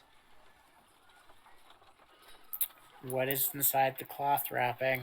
Do you open it? Yes. You see a eyeball, along with a note saying, "We are watching.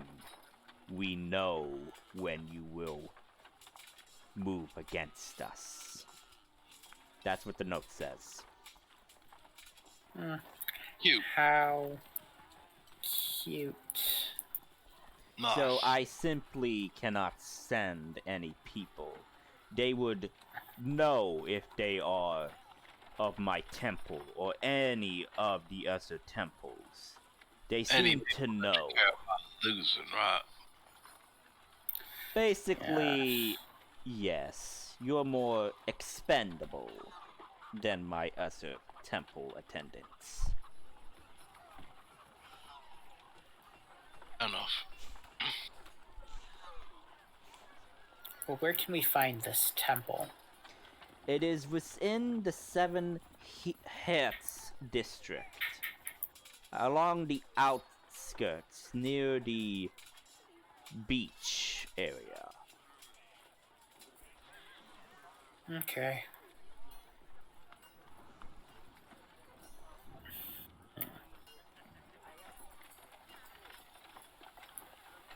Well, we'll have to plan something. I doubt breaking in would be the most effective strategy. No. I mean, I'm fairly stealthy. I can get in all places fairly easily. So, if we did, I don't think that would be the problem. I doubt even a church. I doubt idiots are going to leave incriminating evidence just lying around. I mean, that's the good thing about people with big egos. They don't think they'll ever get caught. Yes, but most of them are still going to put them in some kind of back room. It would most likely take too long to search the entire place.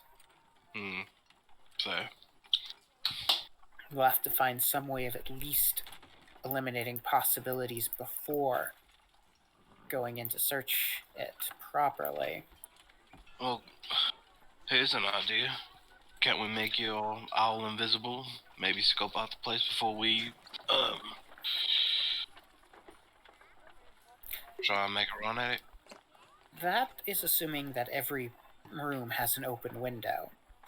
I was more thinking maybe we could convince someone to go in and tend to be a convert to at least get a lay of the common areas. Maybe see if we can't walk in ourselves just to look around. But Fair enough. Well, why don't we go as a group? Maybe I can, run off without them noticing and get to places they don't want us to see. Because they're not going to show us everything right away, you know? no. But a good feel for the layout of the area would be important as well. Get some escape routes planned. Right. We're off to go case a building. Sounds good. He then takes the photo back and he says, "This does not lead back to me, understood? Because I will deny it. And I will make sure that you lot are dealt with promptly." What's going to lead back to you? I don't even remember having a conversation in a creepy Inner Sanctum today. Do you? I have no clue who this person is or what they're talking about. Well, I think we can find our own way out. Yes. Thank you. Please, don't come again, he says with a smirk. As you leave the sanctum, as you go back to the common altar area, you know, where all the people go to pray and everything and all of that. So you go back there. Okay. Shall we head for the church? Start Well, getting a lay of the land? you think Adrian will want to join us, or If you could find him. fair? Let's leave that for tomorrow. After all we're doing today is finding the building, looking for side streets, Fair enough. empty buildings around it, you know. The normal stuff one does when planning to break into a building. In case Plenty joins the Monday. Okay, so I would I've say only you ever guys. cased the Yeah. volatile lab. So I would say you guys make your way to the Seven Hearts district.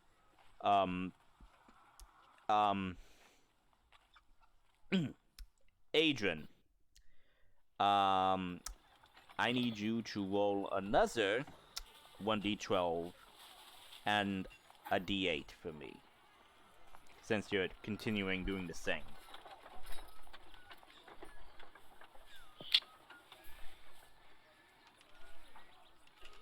Adrian, did you hear me? Yeah, I can hear you. Sorry. Yeah. Sorry. What was that though? Okay. Roll a 1d12 and then a 1d8 again. Okay. 11. So 1d12 and 1d8. 14.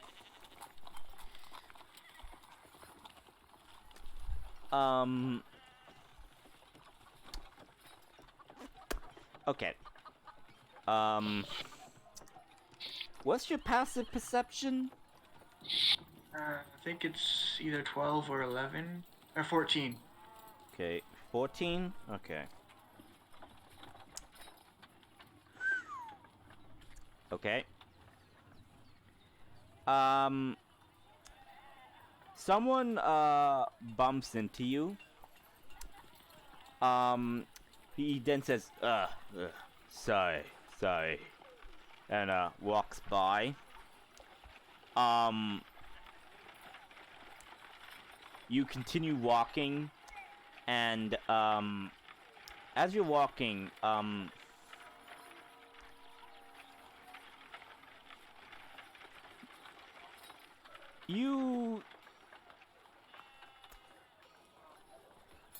trying to flavor this, sorry, yeah.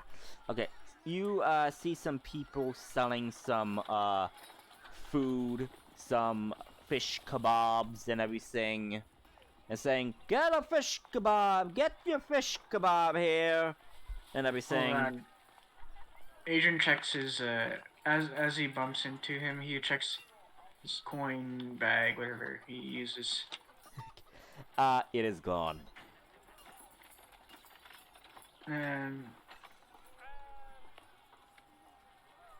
You cast block familiars and have owls go looking for him, searching the perimeter. Make perception checks. Make perception checks for your owls. Make perception checks for your owls. Okay, we have +3 to perception. There's 4 of them. Mm-hmm. And they also have advantage. Yeah. Okay, so 11, 12, 19, and 14. Okay. So what sections of the slums are you looking? In the direction that he went, and then around those areas in like a circular motion. Give me a moment. I'm trying to find the owl. Okay, my eyes are blind or... Here we go.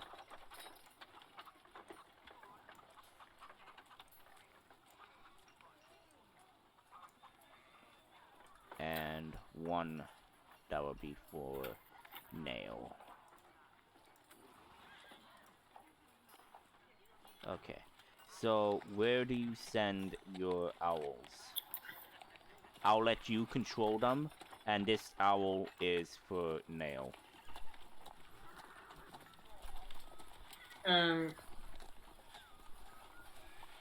Again, they just be flying in the way that he went, and then in a circle around, and then like flying, like Yeah, yeah. patrolling. Okay. Your owl does spot him. Okay, I'll rush over to there then. Okay, you rush over, you see him there. He's kind of like taking a whisk of his flask and everything.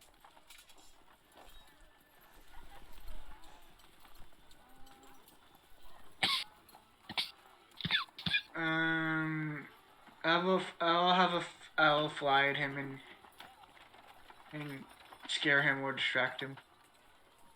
Okay. Make a... Well, what are you attempting to do?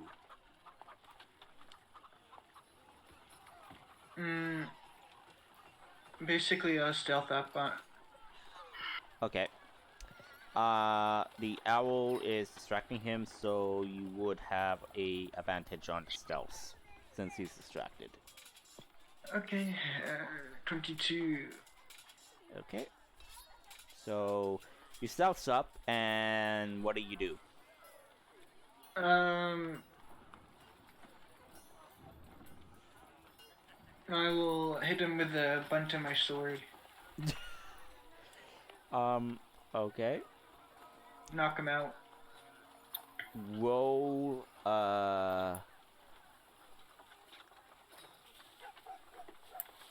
Okay, is it your flame tongue sword, or... Yeah, it's a flame tongue. But it's not activated, obviously. I'm not trying to kill him. Yeah, okay, so, make, an attack roll along with your damage roll. So, like, roll for your attack. 25. Well, yeah, that hits. He's not wearing any armor. Yeah. And roll for your damage. 14 bludgeoning. Okay, I am going to roll a constitution for him to see if he could, you know, manage to stay... Why would you need to roll? It's Why would like... you need to roll a constitution? Because you're trying to knock him out, so he would need to see if he could, you know, not be knocked out. Like... You know... I'm trying to knock him to 0 hit points, basically.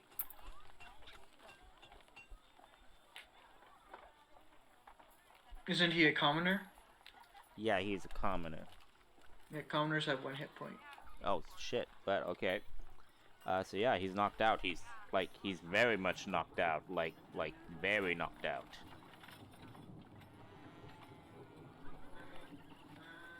Hang on. Hang on. Okay, say it again. The mic is... Okay, I'll search his body. Okay. See if I Make, coin his out. yeah, make an investigation.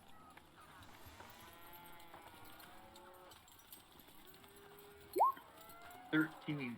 Okay. You search his pockets. You only see, about 2 gold and 5 silver. No coin purse.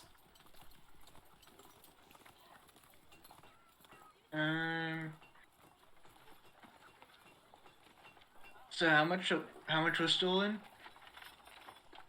Well, how much do you have on your, coin purse? How much, like, it's your money that you have entirely. Okay, he had, I'm assuming he wouldn't take all of his gold with him only if he's planning to go buy something. He's staying. So he had like 30 gold. Okay, so yeah, you don't see your coin purse of 30 gold. You don't see it. Tie him up Okay, with a rope and drag him somewhere quiet okay. and wake him up. Yeah, okay. You how do you heal him to wake him up?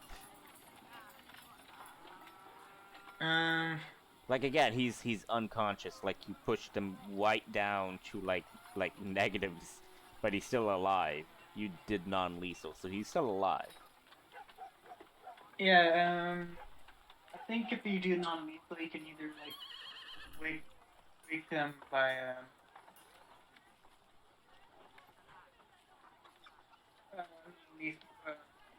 by shaking them or whatever.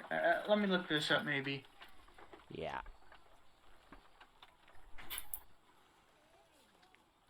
Meanwhile, Godric, Neo, you arrive around like the entrance to the Seven Hearts. A wisdom. A healing check. I would have to. A medicine check. Medicine check. That's what I meant to say. Okay, so make a medicine check to see if you can stabilize him and wake him up. It's a DC 10. A 10. So you managed to like wake him up. Where's my gold?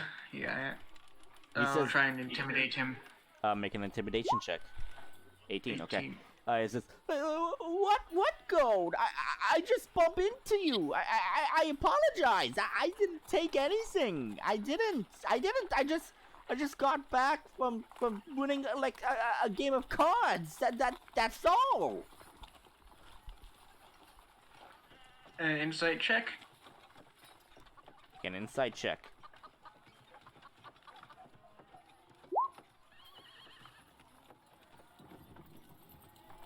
11.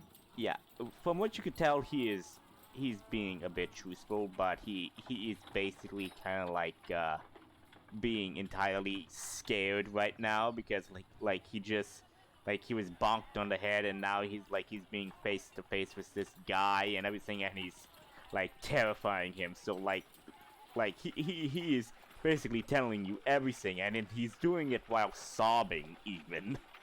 He's sobbing his eyes out. I'll have the owl check where he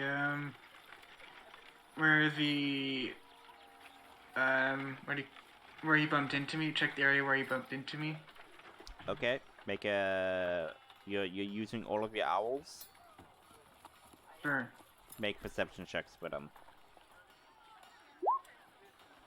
Okay. Natural 20s. Okay, so Jesus. okay, so yeah, whatever. Okay, your owl spots something.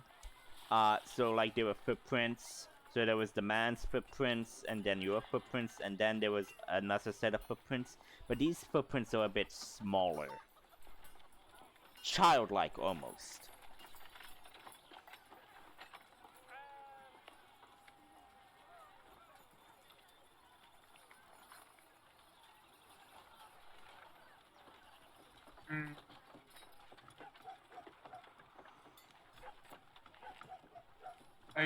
Are you sure you're not lying to me? If you are, I'll turn you into the guards myself. I swear, I'm not lying. I swear, I'm not lying. I wouldn't steal. I mean, I'm poor as hell, but I wouldn't stoop so low. Either he's really lying really well, so I'm just gonna insight check. Make another Adrian, insight check. insight. Yeah. Just in case. Another 14. He is being entirely truthful. He is being entirely truthful. He is sobbing his eyes out. He's basically saying, please don't kill me. Please don't throw me to the gods. I didn't do anything. Please.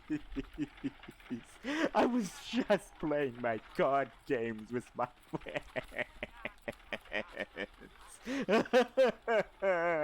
And he's bawling his eyes out. Mm.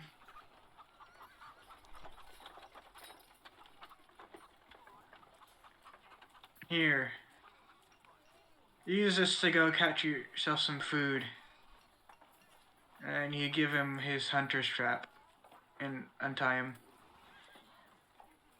What do you expect him to do with a hunter's trap?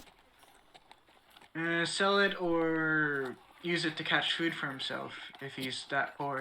If he's poor. Well, he had his gold and everything, and he was going to use that for food. Did you give it back to him? I never took it. Oh, pfft. I assumed you took it. No. Okay, he takes it, and like he's just like confused, and he just like goes away and everything, just like Since "Ugh." he says, since Adrian will say, since I have no gold, this is the only thing I can give you as compensation. Uh-huh. Okay. So mark that off. You don't have you lost one hunter trap. Yeah. Okay. So do you go back to the scene of the crime? Mm-hmm. Okay. So you see the footprints.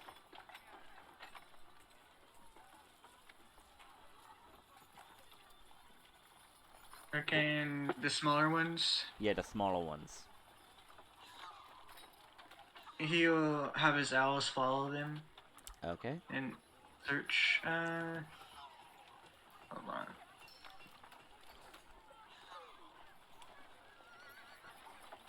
What is the owl's survival? They should have a survival skill. Odd. They don't have a survival skill, so I'm thinking maybe their survival is the same as their perception, maybe. It's a wisdom, so yeah. Okay, so +3. And and will they be using either their sight or hearing to track the footprints? I don't know. So for things like your extras, if it's not listed, it just means they're not proficient in those areas. Mm. So owls are proficient in stealth and perception, which is why their perception is a +3, even though it's tied to their wisdom, which only gives them a +1. 2 more for proficiency. Odd that So it'd just animals be are a not +1. proficient in. Odd that owls are not proficient in survival, since they're basically creatures. They're base animals. They only get 1 or 2 proficiencies, so their proficiencies are stealth and perception. Okay.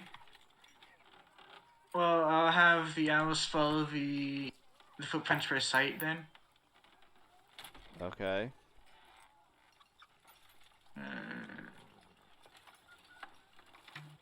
A 4. 12. 23. 18 and 16. Okay. You managed to follow the footprints to the source. You see a old shack and everything. Like the shack is way over here. Where? I didn't see it. Okay, you would go over there then. Okay. You'll stealth. Okay. You'll stealth over. Make a stealth check. 17. Yeah, you stealth on over there. I am going to do a whole meanwhile, so like this entirety thing. Godric, Nail, you make your way to the Shadow Huts district. Are you like, how are you gonna do this? Are you gonna disguise yourself, or are you gonna go in as yourselves? Well, Neil is going to change out of his mithril armor and put on traveler's clothes. Okay. What are you trying to look like? Nothing, I'm just putting on traveler's clothes. We're going to want to be stealthy and wearing bulky armor that I'm not... Okay. So like, because like you have your traveler's clothes that you have, Yes. which is Firum. Yep. So you're in a Yarn port. I don't have any other clothes other than those, so I'm putting on my normal clothes. Okay, I'm just saying. Sure, I'll stand out a little bit, but wearing shiny silver armor isn't going to make me blend in anymore. Yeah, got it. And in fact, in the slums, it most likely is going to make me stand out even more wearing shiny silver mythical armor. Yep. Okay. I mean, we could always buy more clothes. Yeah. Nothing stops you from buying them. Yes, but we should go to where we're going before we go buy clothes so we can buy dirty rags that look like we're from the place. I'm just going to change before we even leave the city. Alright. So you go into the slums.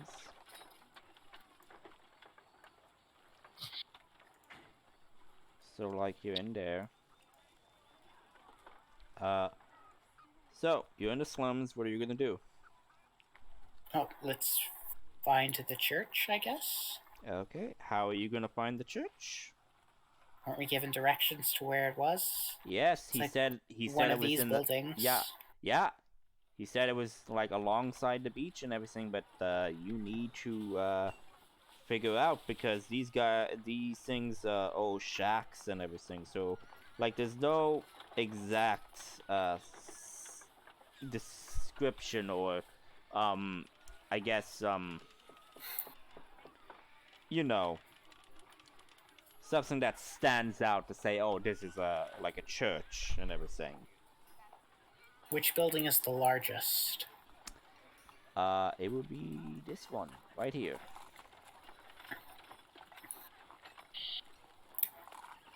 What do you think the church is the largest building on this street is gonna be? Godric. Well, from what he was saying, it sounded like they want to stay out of the way. I mean, getting the biggest building, that you use that to attract people, but if you're trying to stay out the way, you want something a little bit more inconspicuous. As a church, they kind of want followers, though, so that's kind of... They want to stay out of the way, so they're in the slums, but they also want people to know where they are. And if they're going to have any form of service whatsoever, they're going to need a space to house all those people at once. True. I guess the problem becomes which is more important for them, anonymity or being able to put up their front as being an actual religious institute. I mean, we could always ask around. I would avoid that. There aren't that many buildings. I mean, we could just knock on the doors and see who answers. Alright, we'll go with that. Claim we're part of doing a survey on something.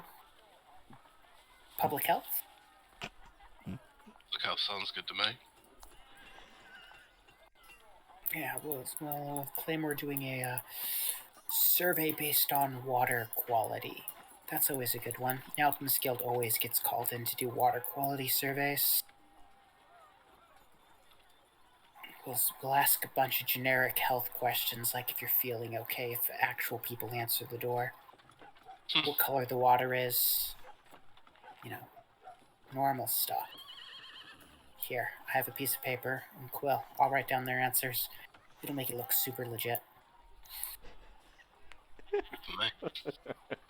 I gotta say, this is actually pretty well well done for you guys. You guys are going full detail into this. I love this. So yeah, we'll just start on one end and work our way down, knocking on every door. Okay. You're starting from here or you're starting from here? This one works. Okay. You go there. So you knock. There's a delay in the response, but the door opens and you see a man wearing a sleeveless jacket and no shirt. Like, you could just see his chest. It is hairy, and you just see a peg belly and everything. A keg stomach or whatever, you know, like a big belly stomach, and it says, "Yeah, what do you want?"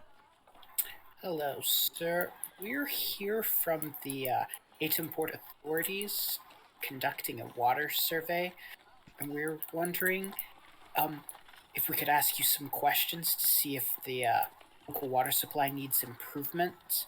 You know, as the city grows larger, they need to figure out where the good water is. So do you mind if we ask you a couple of questions? You don't want to drink your neighbor's turds, right?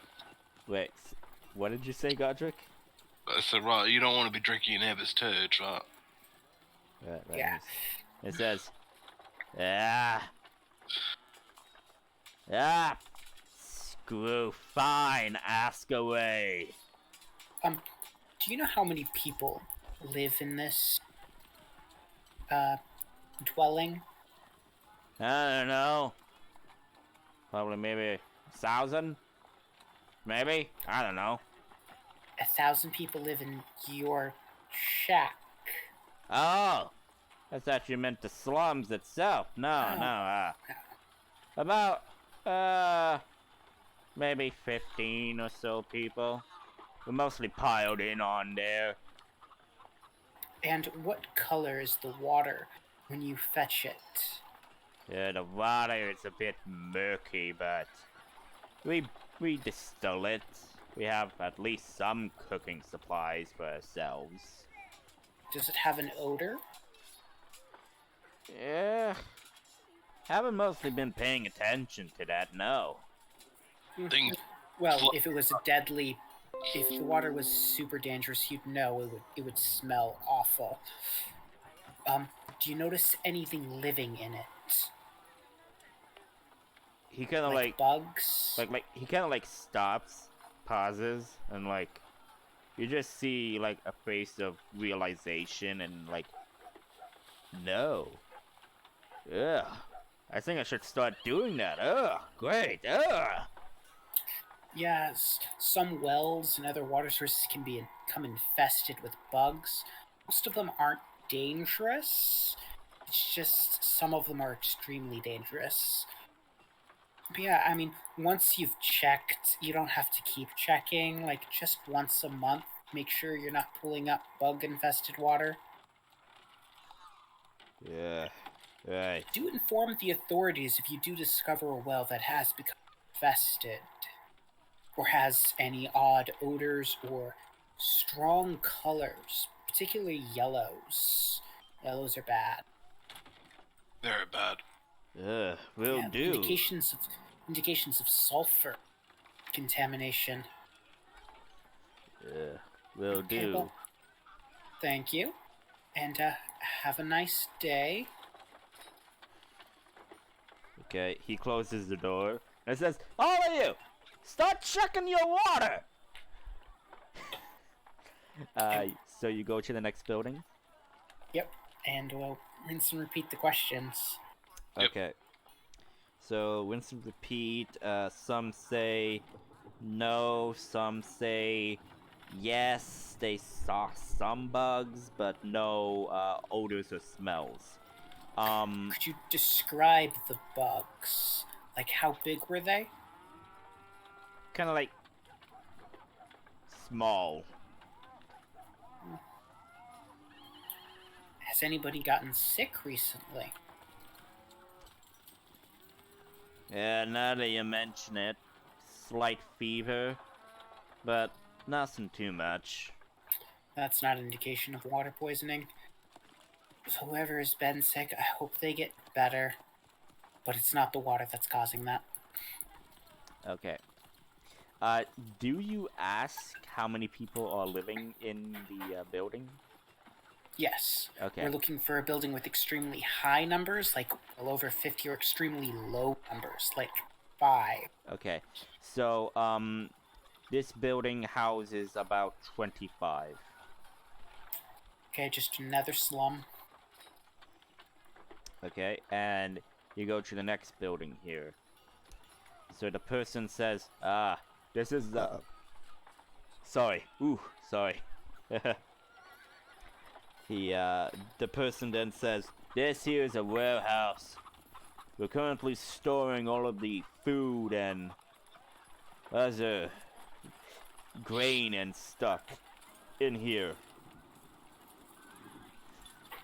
The amount of workers, I guess, that come in through here are about 10, maybe 13 at a time. We take shifts, you know. Does anyone drink any water while on premise? Yeah, they have their own water flasks and everything. Has anyone been complaining recently of diarrhea or vomiting? 2, maybe 3, but they said they felt fine. Okay.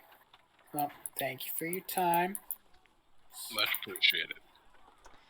Okay, you go to the next building, so I would just say that, I would just say for the reference of how many people, so this one houses about 20, this one houses about 16, and this one houses about 10, maybe 14.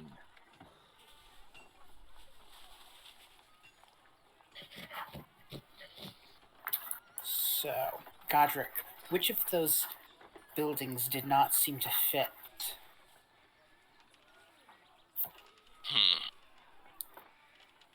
Why would you keep a grain silo on the outside of the wall? Good point. The whole point of a defensive wall is to ensure all the vitals needed to protect against a siege are inside it at the time.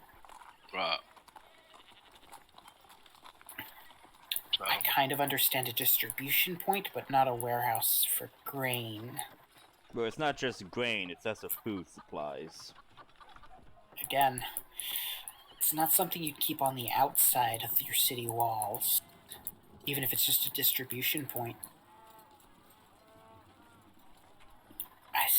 So, it could still be the warehouse, but at least we now know that they claim it's a warehouse. right. Do you think it's owned by the city authorities? I mean, we'd have to ask around in order to find out. Well, let's go back. Ask the gods of whomever. Yeah. So you Someone in guys... charge of city planning. See if they ever had a warehouse scheduled to be built in this district. Okay, so you go back to the city. Well, back to the inside of the walls. Okay. Yes, we're gonna look for someone in city planning, I guess. Okay. I would say you would have to make an investigation. You could even ask the guards, so you could do that. As Where you guys the town are hall is? yeah, there's even this place over here you could go to.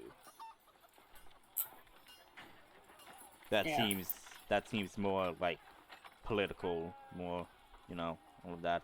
Well, So it has its own separate wall. yeah. So meanwhile, Adrian.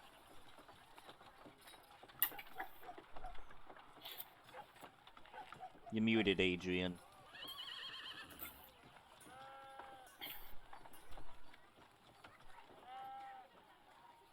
Adrian. Yeah, sorry, I forgot I was muted. So yeah, Okay. yeah. So you make your way to the shack. You're undetected. You see that there's a lit candle inside. And you hear some muffled voices. That's all. I'll listen in. Okay, make a perception check. 14? 14. Okay, not bad. Give me a moment. You hear like, we got so much, and say, yeah, especially from this person, this elf guy. Like, he was so easy to pickpocket. It says, yeah, oh my god, 30 gold? We could buy a whole buffet with this. It says, yeah, but we have to be careful. If people find out that we have this, it could spell trouble. Can you see them inside? You see just individuals, shadows against the light of the candle, but you don't see them.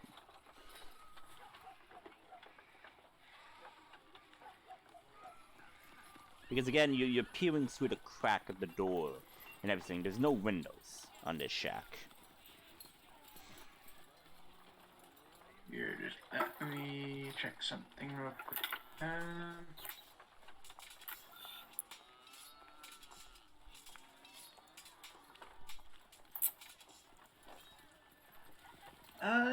Just to be safe, because I don't know if these are dangerous people or not. Adrian will cast Hypnotic Pattern inside the shack. Okay, let me just look at this. You create basically they're just can't do anything, and they're also charmed, which means they gain advantage in charisma checks through them. Okay, is there... Okay, so I have to make a save, and the spell save is 18? Damn! Okay. It's because, I have the Rod of the Rod of the Pact Keeper, which gives +2 to my spell save DC. Okay. I'm rolling the saves now.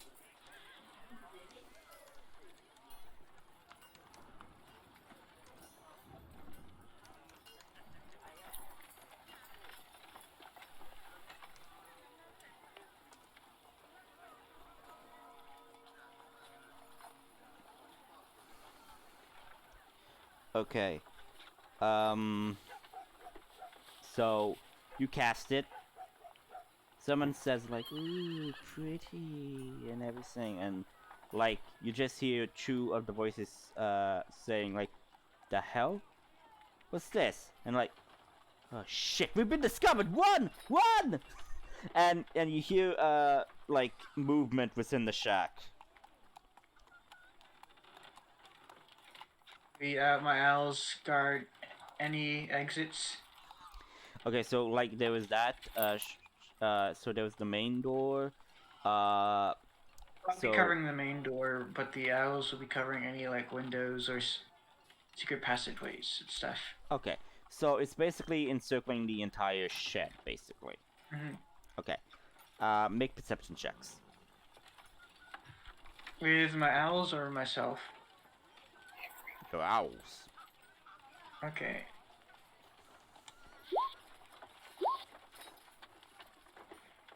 Nine, 19, 10, and 22. Or Okay. 23. Okay. Just here, here, here, and here. Okay. You see one figure going through a loose, wall plank, whatever, and you see it is a small child. And you see another one, but it's basically through an underground, like under the actual shed foundation. You see another child that seems to be within probably the tween years, like kind of like 12 years, and probably seems to be the eldest of the two that is currently escaping right now.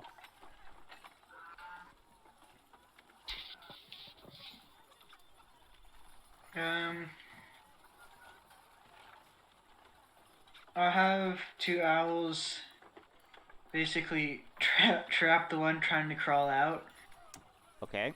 by like blocking it. Okay. He says like, "Move, you rats with spoons, move!"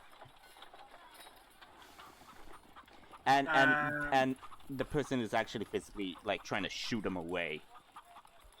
They don't go away, and then Adrian will chase after the one.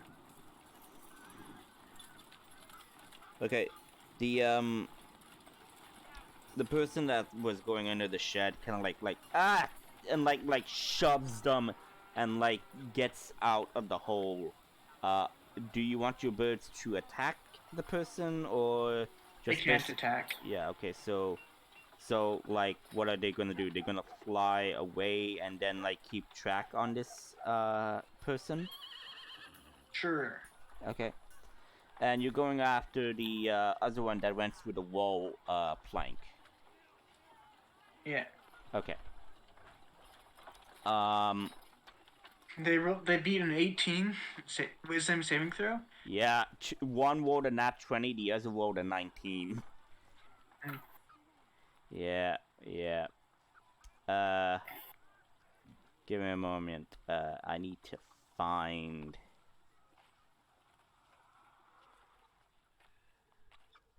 Sorry. Pardon me. I'm trying to find the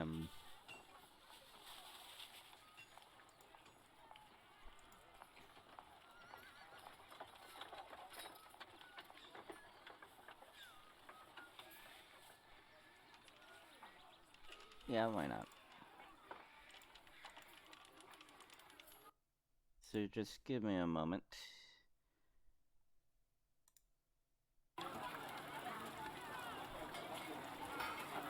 Actually, yeah.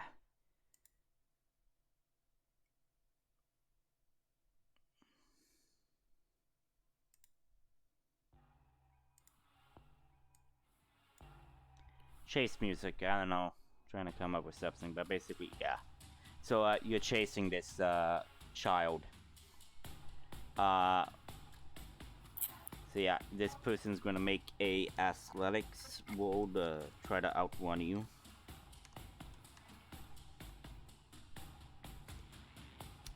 Okay. You're trying to catch up with him. Mm-hmm. Okay, make your own athletics roll to see if you can keep up with him. Instead, I'll throw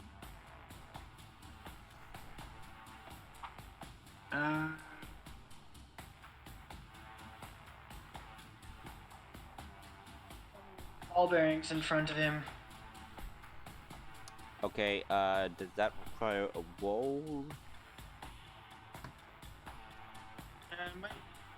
Might do to aim. Okay. And is this a dexterity roll? Probably. Okay. So Dexterity is like the aim and stuff. Yeah, so is this a basic dexterity roll? You have no 20. proficiency. Oh, okay. So you throw it and everything, and the person like stepped on the ball bearings and like but still keeps moving. But next athletic roll is going to be with its He has to advantage. make a saving throw against. No, he has to make a saving throw or be knocked prone, I think. Okay. It's a strength saving throw. No, dexterity. Okay. DC 10. Okay, give me a moment. DC 10. Yeah. Beats it.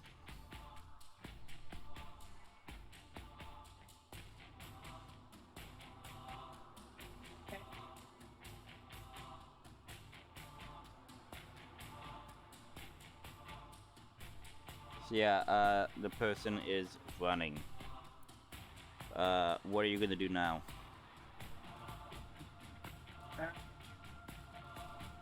I'm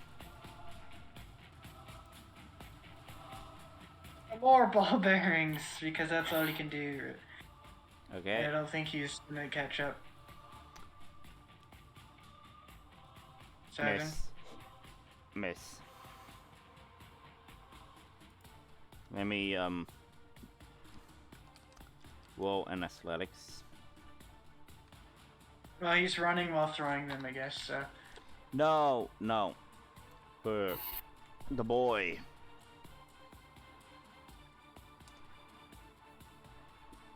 Okay. The person rolled lower, so hell, why not? The ball bearings succeed.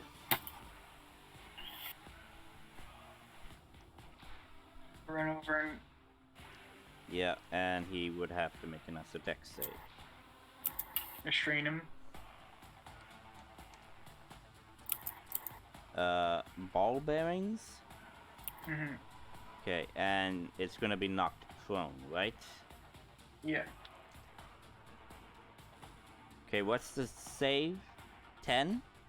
Yeah. Succeeds. Some dexterous children.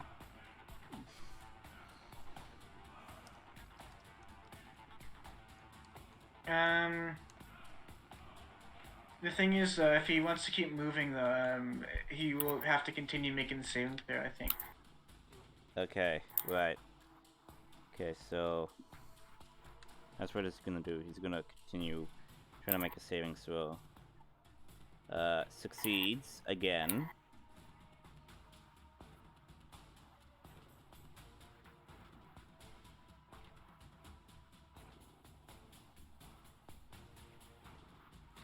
What are you gonna do now? I'll have an owl slow him down. While the other owls are watching the eldest. Okay. What are you gonna have your owl do? Just bug him. Okay. Next athletics check, but he's gonna have disadvantage since he has the owl bugging him, as you say.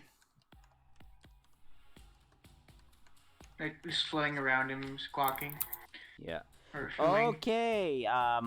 He manages to trip and fall, and you manage to be kind of like a few feet away from him, like maybe 20 or so feet, as he is desperately running.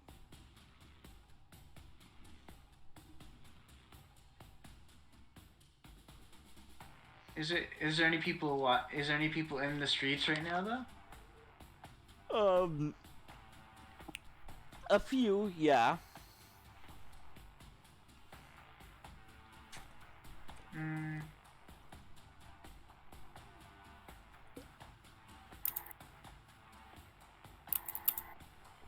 Agent will go over and restrain him. Make a strength check to, do the whole strange thing.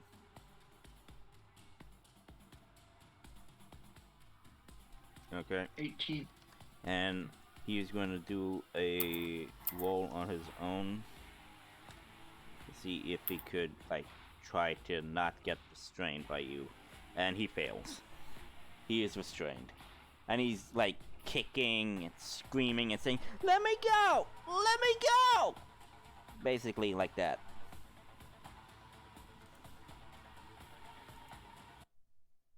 First, you're gonna have to come with me. Tell your friend to come as well, he says. Piss off, you big bully! Bullies are the ones that steal. Ha! Joke's on you! I don't have anything on me! That's why I want you to call your friend, Agent will say. Ha! Oh, what are you gonna do? You're gonna torture me? Ha! You don't have the guts to torture me. I'm just a little old kid. Then What if I turn you into the guards then? Heh. I'm not afraid of the gods. You sure? Agent will say. I'm not afraid of anything. Not afraid of you. Agent will do a little bit of intimidation just to say, like, are you sure you're are not afraid of the guards? You don't know what they'll do to you. Make an intimidation. Whoa. That is a nut one. And like, no! But it's still a 9 though. Yeah, and I would have to roll an insight check.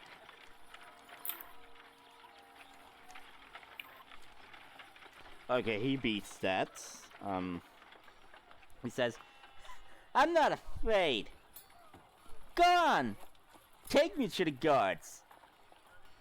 I'd rather be in the guards than picking alone on the streets. Huh. Are you sure? They could execute you for stealing. Agent will... Execute me for stealing. So, funny. The only thing I will probably get is like a day or so in the cells and a slap on the wrist. Agent will roll intimidation for that too as well, I guess. Make an intimidation roll. Okay. Natural 20. Okay, how do you intimidate him? And to say, yeah, they could, I know the guards. They'll do what I tell them to. Okay. Oh, shit. It says, you're bluffing. You're bluffing. You don't know any of the gods.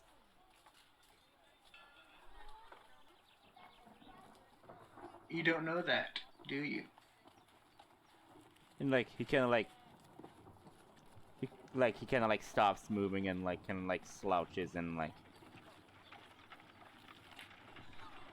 Now call your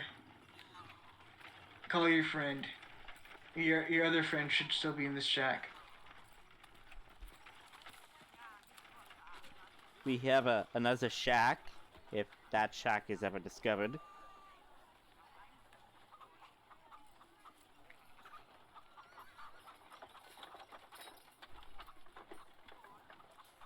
Did you hear me? Yeah, yeah. Show me where it is then. He says. You're really not gonna hurt me, are you? Depends on what you do. And he directs you to the other shack, and it's this one over here. Okay, you go over to the shack. Okay.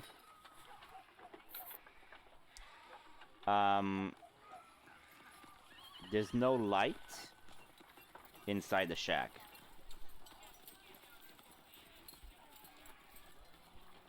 And call your friend for me, please. Matron to say. The boy gulps and like, Ashton, get out here, please. This person means business. Like you hear movement inside. No response. That's it. He must not care about you then.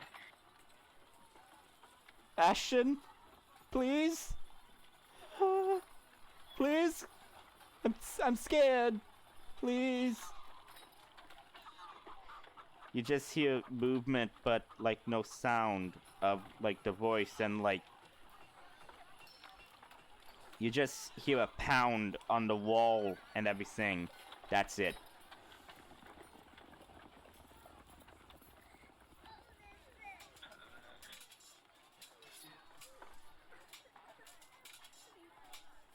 Now send an owl into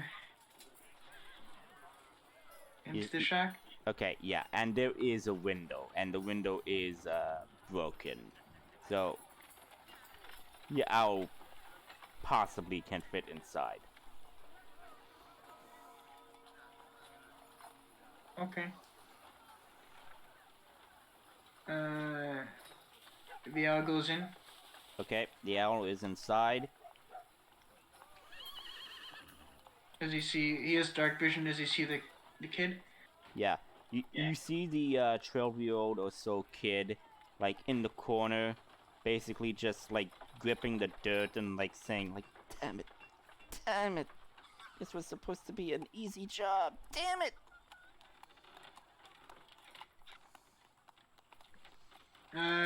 The owl will nuzzle him. The kid, like,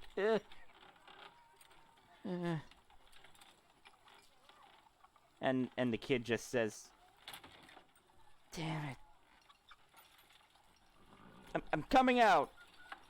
I'm coming out. Just don't hurt my baby brother. All I want is to talk. The door slowly creaks open, and you see a short, like a short brown hair, person, and wearing like rags and stuff, like basically slum clothing, and says, "You're not really gonna hurt us, are you?"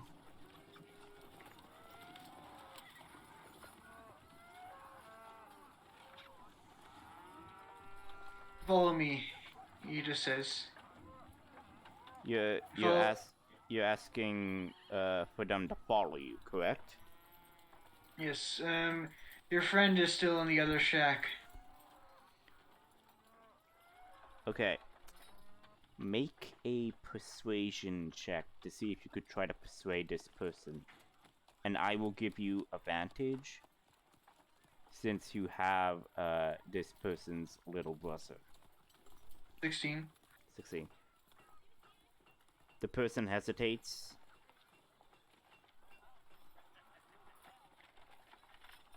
Comes out and is basically holding the owl tightly. Just, like just holding it as comfort. And walks beside you back to the shack. Okay, and when we get back to the shack, the other kid is still there. No, the other kid that was going through under the shack, that was the kid. Oh, there, you said there was 3 of them. No, I said there was only 2. Only 2 succeeded to save. The other 2 failed to save and was memorized by your little illusion. Yeah, that's why they're still there. Yeah, it's the other 2. Yeah, I'm bringing to the same where the shack where their friends are. Yeah. Under the spell. Yeah. Okay, so they're in the shack. Are you in the shack as well? Yeah. Okay. Yeah. Tell me why you stole this gold. Like, everybody is quiet. I have advantage with the 2 that are under the spell. Oh. Yeah, because they're charmed. Does that mean they... They view me as a friendly person, basically. Oh, okay, so it's like, we were hungry, we just wanted some food. We wanted to use it also to get out of here. This is a terrible place to live. Especially for kids like us. I understand. I'm sorry for using such harsh measures to capture you 2. He looks to the ones that he chased. But I couldn't let you get away without leaving your friends behind. It's a warrior's duty to always protect their friends, Agent. Lectures the 2. Like, you just see the eldest one just, hugging their baby brother tightly and just like give a slight nod.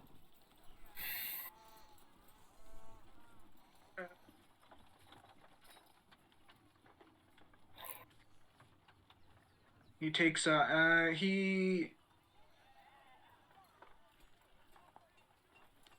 he takes off his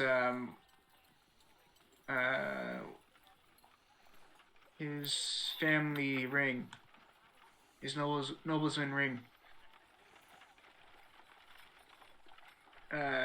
It's an ornate ring, so it's keep the gold and have this as well.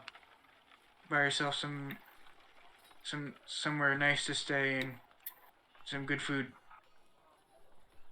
The eldest looks, reaches out, but hesitates,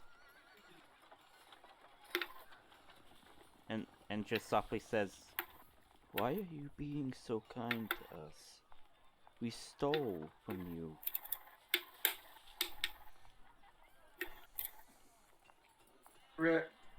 Even so, you still out of desperation. But And it is my duty. But that ring must be important to you. Yes, it is. But it's also important to teach the young folk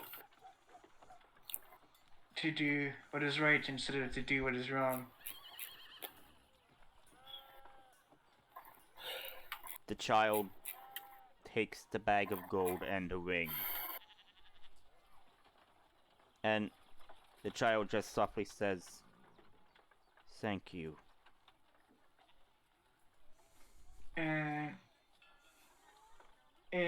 he leaves, and the owl comes with him Okay. and hops on his shoulder. Okay. Hops on Adrian's shoulder, and the rest follow, and that's it. Okay, and you head back to the inner wall. Yes, to the slums to continue searching. Okay. Well, we're gonna end it there. So I will see you guys 2 weeks from now. I hope you guys enjoyed the session. I hope you had both fun. Yeah, I had fun. A lot of things went poorly for Adrian. Yes, a lot. but hey, it's the trial. It's the journey, not the destination, as the saying goes. Godric, you're muted.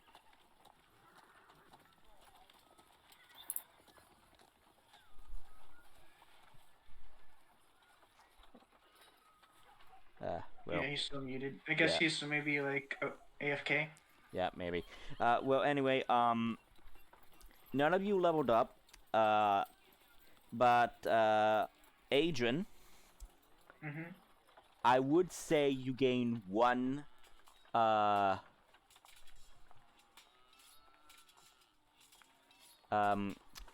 what is it called?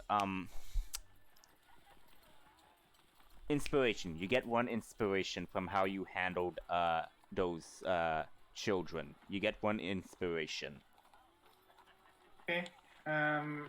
Just one thing aside. Adrian will send off his owls to gather up the bulb bearings he tossed. Yeah. On the street. Yeah. Okay. You do that. So yeah. I will see you guys next game session. I will let you know. So have a nice rest of the weekend and the week. So yeah. See you guys. Birthday's this Friday, so. Yeah. See you. Happy birthday. Yeah. Happy birthday as well. See you. Thank you. See you guys. Bye.